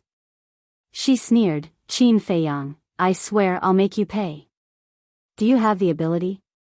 But before he could finish his sentence, a voice filled with mockery sounded. Who? Chu Xian looked up and saw a white figure descending from the sky. It's you. Immediately. Her eyes were filled with killing intent, but at the same time, there was also a trace of panic. Damn it. How did he find this place? The other people in the tribe also changed their expressions. Qin Feiyang landed on the square and looked at the statue opposite him. He shook his head and said, "You're really unscrupulous in order to take revenge. What are you doing here? Get out of here right now, you're not welcome here." Chu Xian shouted. "There are too many people who don't welcome me, and you're just the most insignificant person among them." Qin Feiyang waved his hand and the statue shattered. Chu Xian trembled and said angrily, "You've already driven us out of the central divine kingdom, what else do you want?" Qin Feiyang turned to look at her. His cold eyes made Chu Xian despair. She never thought that Qin Feiyang would find this place. And Qin Feiyang's purpose of coming here was very obvious. He wanted to eliminate the source of the problem. If you can turn over a new leaf and turn over a new leaf, I'll consider letting the Heavenly Spiral tribe go. But what you've done has disappointed me. It's not fair for you to impose your hatred on those children. Qin Feiyang shook his head. Fair? Haha, if there's such a thing as fairness in this world, why would the Heavenly Spiral tribe end up like this? Chu Xian had gone crazy. Until today, you still haven't realized your mistake. You're really hopeless. Qin Feiyang raised his arm and pointed at the air. A wisp of red sword chi appeared and swept toward Chu Xian's chest. Everyone, go. Even if we have to risk our lives, we have to take him down with us. Chu Xian shouted as she retreated in panic. Whoosh. The woman who had left earlier returned and blocked in front of Chu Xian. The red sword chi directly pierced through her heart. Ah, a scream and blood splattered in the air. You demon, beast, we'll kill you. Looking at the woman who had fallen, the surrounding people's eyes suddenly turned red. They roared and rushed toward Qin Feiyang without caring about anything else. Even those youths were grabbing all kinds of ice blades as they charged towards Qin Feiyang with extreme hostility. Qin Feiyang waved his hand and Viper appeared. You know what to do, right? Of course. Viper licked his lips and his eyes flashed with a bloodthirsty light. Whoosh. Qin Feiyang rose into the air and stood on the top of the mountain. He looked into the distance with a trace of inexplicable sadness in his eyes. There were many things in this world that made people helpless. Take the Heavenly Spiral tribe for example. If he didn't eliminate them today, these people would definitely try their best to take revenge on him in the future. As for right and wrong, they didn't care. Because they only remembered that it was he, Qin Feiyang, who drove the Heavenly Spiral tribe out of the Central Divine Kingdom. And this hatred was something they would never forget. And it would be passed down from generation to generation. Finally, this hatred would only grow deeper and deeper. Qin Feiyang, I won't let you go even if I become a ghost. A moment later, accompanied by a vicious roar, Chu Xian finally ended this evil life. Viper also ended the battle. With a wave of his hand, the valley collapsed and the earth sank, covering everything. Whoosh. Viper landed beside Qin Feiyang and said respectfully, Young master, it's all done. Qin Feiyang nodded and didn't look back. He flew toward the Pill Pagoda with Viper. Lu Zheng studied in the Pill Pagoda for a long time but couldn't find anything, so he gave up. After the seahorse and seal brought the 9-star Emperor beasts over, Qin Feiyang changed his appearance and opened a portal. He and Lu Zheng directly appeared in the Ice Crystal City in the 9th region. Outside the city, it was covered in snow and the cold wind was biting cold. Strange. Why is this place covered in snow and ice? Lu Zheng disguised himself as a thin young man wearing a large cotton-padded jacket. He walked on the main road and looked around suspiciously. I've thought about this question, but I can't figure it out. Qin Feiyang shook his head. He had disguised himself as a burly man with bulging muscles all over his body. He was filled with a valiant aura. Moreover, both of them hid their cultivation and aura. Lu Zheng glanced at him and muttered, "It seems that if I have the chance, I really have to study this continent properly. It's too abnormal." Stop. The two of them walked up to the city gate and were stopped by the 4 guards in front of the city gate. What's the matter? Qin Feiyang raised his eyebrows. One of the guards took out a heaven's eye stone and said, "Please accept the interrogation." Why? Qin Feiyang was puzzled. See for yourself. The guard pointed to the side of the city gate. Qin Feiyang turned his head and saw a portrait hanging on the wall. Next to it were 3 big words, extremely eye-catching. When Lu Zheng saw the wanted poster, his face couldn't help but twitch. He secretly joked, "The great Qin Empire is looking for you, and the Forgotten Continent is also looking for you. Why are you so unpopular?" Qin Feiyang rolled his eyes. Looking at the wanted poster, he frowned slightly. The reason why he changed his appearance was because he didn't want to be found out. Because there were several fake gods in the main tower. The Mu family's foundation was also unfathomable. Once his identity was exposed, the main tower and the Mu family would definitely come to settle the score with him. He thought that it would be easy to fool them, but he didn't expect that the main tower's wanted poster had already been issued to the 9 regions. This was not going to be easy to deal with. Most importantly, even the city gate was so heavily guarded. The teleportation altar to the central divine kingdom would definitely be even more difficult to fool. Didn't you enter the main tower before? If you show your identity token in the main tower, won't they let you in immediately? Lu Zheng said with a smile. It's useless. My identity token is the direct disciple of the main tower master. It's different from the token of an ordinary disciple. Now, the main tower master doesn't have a single disciple. If I take it out, it will directly expose my identity. Qin Feiyang secretly said. In my opinion, you are a jinx. No matter where you go, you will always be in trouble. Lu Zheng looked at him helplessly.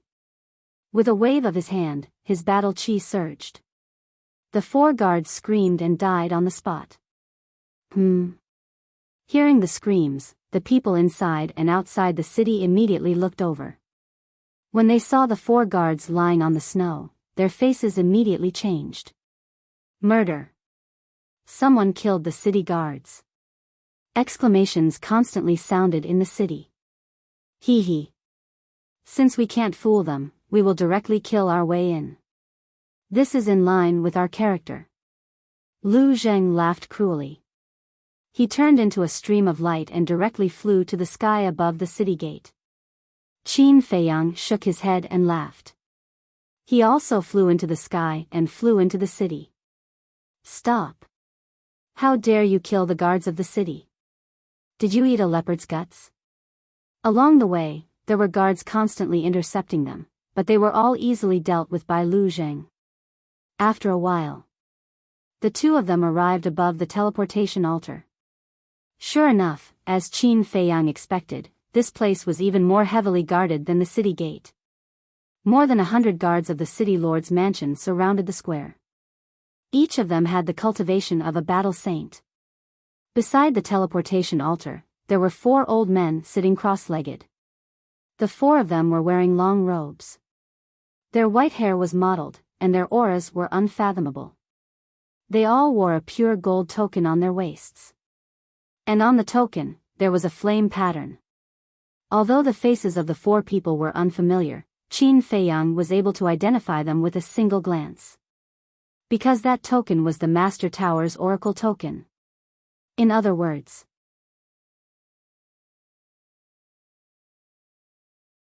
Chapter 1305. The 4 divine messengers were here. And their cultivation levels weren't bad. 2 3-star combat emperors and 2 4-star combat emperors. With such a lineup, even a fly wouldn't be able to get past them. Similarly, this lineup was more than enough to deal with Qin Feiyang in the past. However, the main pagoda underestimated Qin Feiyang's current strength. With his current foundation, no matter how many 5 or 6-star combat emperors there were, they wouldn't be able to stop him. Of course, the people from the main pagoda never dreamed that Qin Feiyang would be able to recruit so many powerful subordinates in such a short period of time. Who are you? Why are you causing trouble in Ice Crystal City? The 4 divine messengers stood up and looked at Qin Feiyang and Lu Zheng with cold eyes. Qin Feiyang didn't answer as he sized up the 4 of them. What are you looking at? Hurry up and answer our questions. Otherwise, don't blame us for being impolite. We aren't ordinary people. We are the divine messengers sent by the main pagoda. If you provoke us, even the heavenly king won't be able to save you. The 4 of them shouted. Qin Feiyang chuckled and said, "You've finally said something right." What do you mean? The 4 of them raised their eyebrows. Even the heavenly king won't be able to save your lives today. Qin Feiyang grinned and took a facial restoration elixir. His appearance immediately changed. It's you. Qin Feiyang. The 4 of them turned pale with fright. They never thought that it would be him. Qin Feiyang. He actually dares to come back. Doesn't he know that the main pagoda is looking for him? Everyone's heart was filled with shock. Just as Qin Feiyang regained his original appearance, the seal appeared. Kill him. Qin Feiyang said indifferently. No problem. The seal laughed. The aura of a 9-star combat emperor erupted like a volcano and instantly shrouded the entire Ice Crystal City. Everyone was imprisoned at this moment. This is a 9-star emperor beast. Quickly report to the main pagoda master. The 4 divine messengers' expressions changed as they hurriedly activated the teleportation altar. But how could they make it in time to revive the teleportation altar? The seal's emperor's aura rolled out, and the 4 divine envoys were also restricted, unable to move. Immediately, the seal's emperor's aura pressed down on the 4 of them from all directions. Following a series of miserable cries, the 4 died one after another. Blood splattered everywhere, leaving behind only 4 cosmos bags and 4 divine envoy medallions. He actually killed Kill. When the guards of the city lord's mansion saw this scene, they couldn't help but turn pale. The position of the god envoys in the Forgotten Continent was equivalent to the Great Qin Empire's law enforcement palace, and each god envoys had the power to kill. Even the super tribes of the Central Divine Kingdom had to be respectful when they saw the divine envoys, let alone the 9 regions. To kill to die. Everyone was scared out of their wits. But there was an old man in the crowd outside the square who was not imprisoned by the seal's aura. His body was stooped, his clothes were tattered, his hair was unkempt, his face was dirty, and he smelled like a beggar. But if one looked closely, they would find that there was a glimmer of light in his turbid eyes. He stood silently in the crowd, looking at Qin Feiyang and Lu Zheng. Swoosh! Qin Feiyang and Lu Zheng landed beside the teleportation altar. Qin Feiyang waved his hand. Battle chi surged, and the teleportation altar was activated. Then, 2 people and 1 beast stepped onto the altar in a grand manner and disappeared from sight. Little guy, you're amazing. You actually dared to enter the Central Divine Kingdom so openly. It was Qin Feiyang and Lu Zheng. After the seal disappeared, the old man in ragged clothes with unkempt hair and a dirty face chuckled. Main Pagoda. Pill Pagoda Square. The old man in black guarding the teleportation altar was staring at the teleportation altar. Suddenly, Qin Feiyang, Lu Zheng, and the seal appeared on the teleportation altar. When he saw Qin Feiyang, the old man in black suddenly stood up, and a strong murderous intent emerged in his eyes. He didn't say a word. He directly released his emperor's aura and rushed toward Qin Feiyang. "You're courting death." A trace of disdain flashed in the seal's eyes, and it suddenly broke through the air. The next moment, it rushed in front of the old man in black, raised its claws, and slapped the old man's head. Ah! Accompanied by a shrill scream, the old man in black's head burst open on the spot, and blood spurted out wildly. What's going on? Many disciples came and went in the Pill Pagoda Square. Hearing the scream of the old man in black, they all turned their heads to look. Without exception, when they saw the old man in black fall, their faces changed color. When they saw Qin Feiyang, a trace of bewilderment appeared on everyone's faces. He's Qin Feiyang? No, the chief pagoda master is now looking for him. How could he come back? Could it be that my eyes are playing tricks on me? Everyone couldn't believe what they saw in front of them. It's Qin Feiyang. Everyone, quickly report to the elders. Suddenly, someone roared. Qin Feiyang glanced at them, then took Lu Zheng and the seal to the castle, and then steered the castle into the chief pagoda. What? Qin Feiyang is back? He dares to come back at this time? Did he eat a leopard's guts? 1 spread to 10, 10 spread to 100. The news of Qin Feiyang's return quickly spread in the chief pagoda and the divine city, causing an uproar. There was no suspense. Everyone who received this news was extremely shocked. The Oracle Hall. A oracle hurriedly ran to the front of a hall and shouted, "Hall Master, this subordinate has something to report." "What's the matter?" Gong Sun Bei walked out of the hall and frowned. "Qin Feiyang is back," the oracle said. "Qin Feiyang?" Gong Sun Bei was stunned and hurriedly asked, "Where is he now?" "I don't know. He disappeared as soon as he arrived at the Pill Pagoda Square. No one knows where he's hiding now," the oracle said. Gong Sun Bei said angrily, "Isn't the teleportation altar guarded? How did he get in?" "I'm afraid you won't believe me even if I tell you, Hall Master. The 4 oracles we sent and the elder at the Pill Pagoda Square all died at the hands of Qin Feiyang," the oracle said.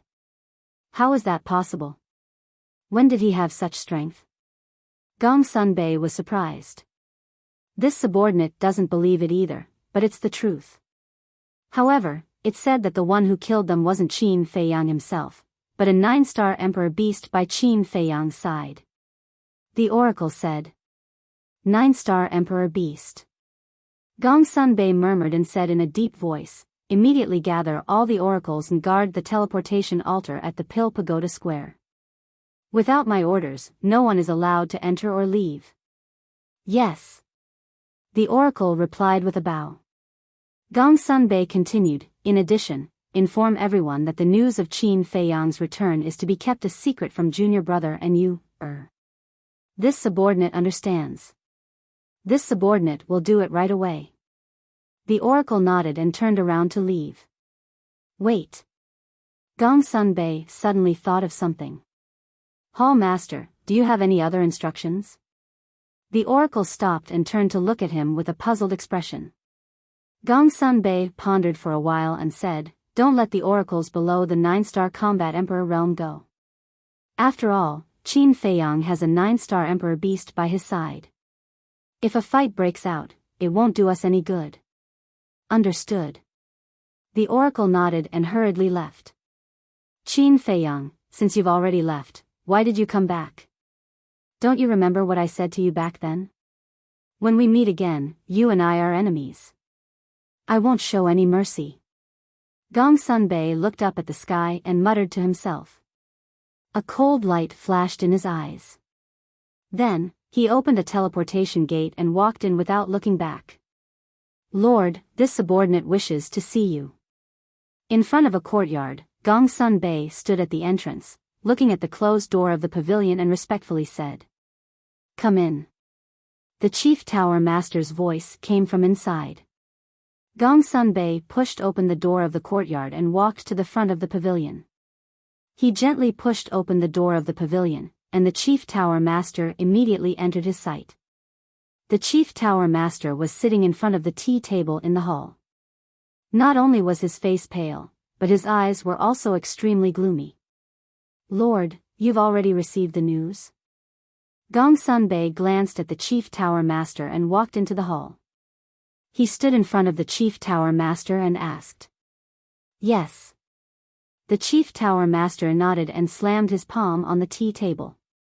He said angrily, "Not only did he kill my chief tower's oracle and the enforcement elder, but he also brazenly entered the central divine kingdom. Is he provoking me? Lord, please calm down." Gongsun Bei's eyes trembled. The chief tower master looked up at Gongsun Bei and said in a deep voice, "This time, I don't care what method you use. You must capture him for me, understand? This subordinate will do his best." However, this subordinate feels that the Oracle Palace's strength is not enough to capture him. Gongsun Bei said. "What do you mean? I know that he came back this time with a 9-star monarch beast, but can a mere 9-star monarch beast stump the Oracle Palace?" The chief tower master said angrily. If there was only one 9-star monarch beast, this subordinate naturally wouldn't say such a thing. However, Lord, have you thought about it? With Qin Feiyang's intelligence, will he recklessly enter the central divine kingdom with just one 9-star monarch beast? Gongsun Bei said. The chief tower master frowned and said, "You mean that he has more than one 9-star monarch beast?" "I don't know if he has more 9-star monarch beasts, but I know him. He never does things that he's not confident in."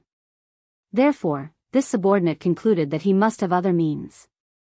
Gongsun Bei said. "Then, what do you think we should do?"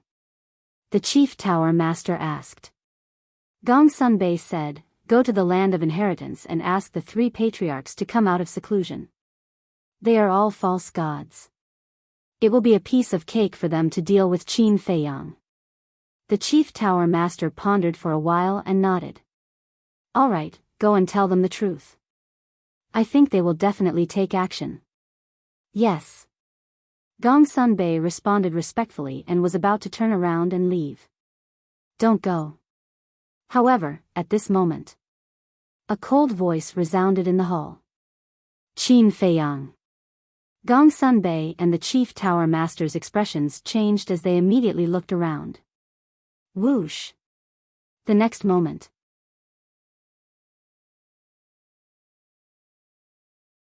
Chapter 1306. The chief pagoda master immediately became furious and shouted, "You still dare to come here?" Gongsun Bei's eyes flashed. He walked to the chief tower master's side and looked at the man and beast warily. Qin Feiyang looked at the two of them and sat opposite the chief tower master. He smiled faintly. "This is not a tiger's den. Why wouldn't I dare to come here? Arrogant." The chief tower master flew into a rage. Qin Feiyang said faintly, "I didn't come back to cause trouble." "Then why did you come back?" Gongsun Bei asked. Qin Feiyang said, "I want to know where the Mu family's base is." Both the chief tower master and Gongsun Bei were stunned. They thought that Qin Feiyang had come back this time to continue fighting against them. They didn't expect that it was for the Mu family. "Why are you asking about this?" Gongsun Bei was suspicious. Qin Feiyang said, "Don't worry about this. Anyway, it will only benefit you." "Only benefit? Are you joking? You used Hao, and you, to steal the divine crystals and heavenly flames. You even massacred millions of creatures in the 9 regions. Do you think I will believe you now?" The chief tower master sneered. "Then what do you want? If you don't like it, then let's fight. Stop talking nonsense." The seal was overbearing. It didn't put the master of the forgotten continent in its eyes. "Shut up. I am talking to your master. Who are you to interrupt?" Don't think that you can do whatever you want in my chief tower just because you are a 9-star combat emperor. Let me tell you, you are not qualified. The chief tower master yelled. Fuck. You're still being arrogant? Boss Qin, bring out our main force and flatten this bullshit chief tower. The seal was furious. Main force. Gong Sunbei's pupils shrank as he looked at Qin Feiyang. It seemed that the seal wasn't the only 9-star combat emperor around this kid. Qin Feiyang chuckled. He looked up at the chief tower master and said, I want to make a few points clear. Firstly, I'm not the owner of the seal. He and I are friends. So what it says is equivalent to what I want to say. If you're not convinced, let's play. Let's see who will lose out in the end. Qin Feiyang said. So confident? Gong Sunbei's heart trembled. How many experts were there in the army that the seals mentioned? Was that powerful and mysterious madam hiding by Qin Feiyang's side right now? Secondly, I was indeed the one who stole the divine crystal. As for the profound sky flame, the heavenly thunder flame, and the frost flame, they are all in my hands. As for the other alchemy fires, such as the Big Dipper flame and the bloodbath in the first and second regions, whether you believe it or not, I didn't do it. Qin Feiyang added. Gong Sunbei frowned. If it wasn't you, then who was it? Don't tell me you don't know. Of course I know. I told you before, but you didn't believe me. Qin Feiyang said. Gong Sunbei frowned and pondered for a moment. You mean, it was the Mu family? Yes. It was the mysterious madam who massacred the first and second regions. It was the Mu family who stole the Big Dipper flame and the other alchemy fires. And the role I played at that time was just a chess piece in their hands, taking advantage of them a little. Qin Feiyang said lightly. Chess piece? A chess piece can get the heavenly thunder flame, the heavenly thunder flame, and the frost flame? In my opinion, you are in cahoots with them. You are in cahoots with them. The chief tower master sneered. Whatever you say. Anyway, I have a clear conscience.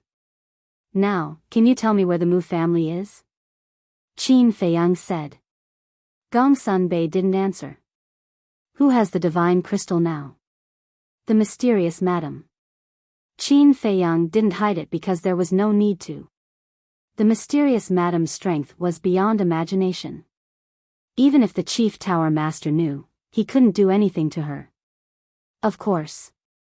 If the chief tower master really fought with the mysterious madam, then he would be happy to see it. Because in this way, he could sit back and reap the benefits. After all, he was also very interested in the divine crystal. The chief tower master asked, where is the mysterious madam? Qin Feiyang said lightly, I don't know. After I gave her the divine crystal, we parted ways. He was a little puzzled. Originally, after he left the Forgotten Continent, Mu Qing should have used the all-seeing eye to predict the mysterious madam's location.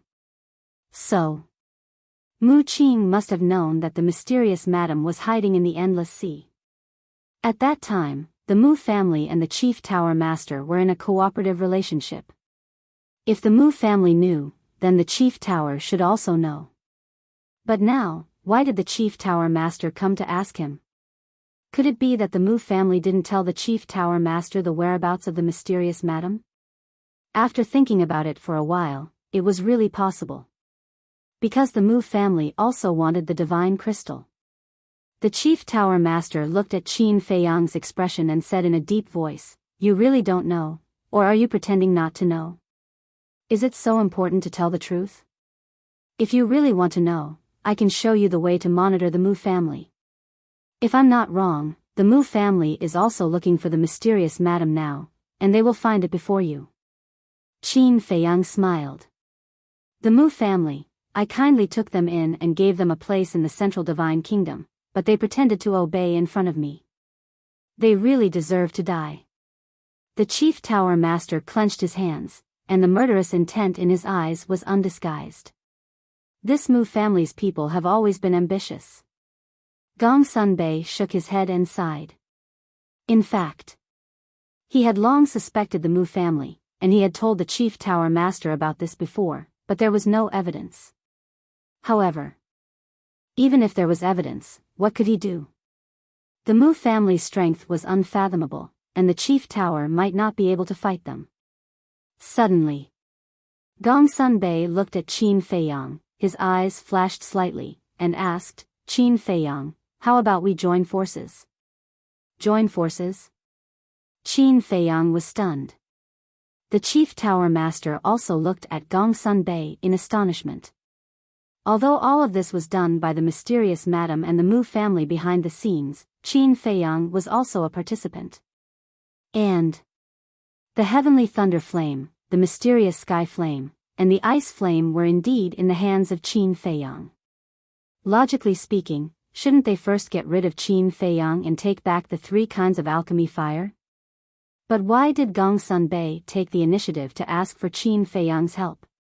My lord. At this point, it doesn't make sense for us to deal with Qin Feiyang. Because Qin Feiyang's position is already very obvious, he wants to deal with the Mu family. Instead of continuing to fight with him, it's better to join forces with him to deal with the Mu family. Gongsun Bei thought to himself. If the chief tower continued to fight with Qin Feiyang, then the biggest winner in the end would undoubtedly be the Mu family. This point. In fact, the chief tower master could also think of it. But for him to put down his pride and cooperate with Qin Feiyang, he couldn't do it. He was the ruler of the Forgotten Continent. How high was his status? And what about Qin Feiyang? Although he was the descendant of the Qin Emperor had disappeared, maybe even died. Most importantly, Qin Feiyang used to be his disciple. The master-disciple relationship suddenly became an equal partnership. No matter who it was, they couldn't accept this kind of change. My lord. I know what you're thinking. But do you really think that Qin Feiyang relied on his ancestor, the Qin Emperor, to get to where he is today? I can tell you that he didn't. I don't need to tell you how strong the Mu family and the mysterious madam are, my lord, you know. However, this kid was able to rely on his own brain to deal with them until now, and even took advantage of them. Just this ability alone is not something that ordinary people can compare with. Moreover, this time he came back without fear, so I think that he is fully qualified to cooperate with us. My lord, you don't need to be so rigid about the master-disciple relationship. Gongsun Bei said. The chief tower master fell silent. Also, I don't believe that he doesn't know where the mysterious madam is. He must be lying to us.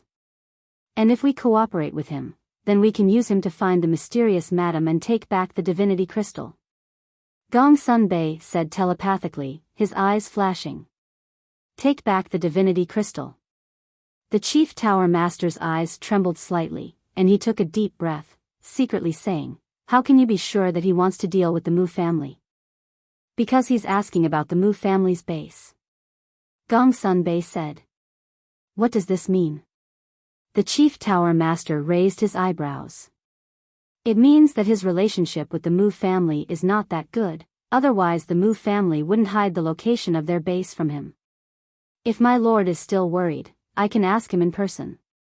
Gongsun Bei said secretly. Then ask. The chief tower master said. Gongsun Bei looked at Qin Feiyang and said with a smile, since we're talking about cooperation, then we must be honest with each other first. What are you trying to say? Qin Feiyang said. He was also surprised that Gongsun Bei would propose cooperation. Gongsun Bei said, are you asking about the Mu family's base to deal with them, or for something else? Qin Feiyang pondered for a while and said with a smile, well, I'll tell you.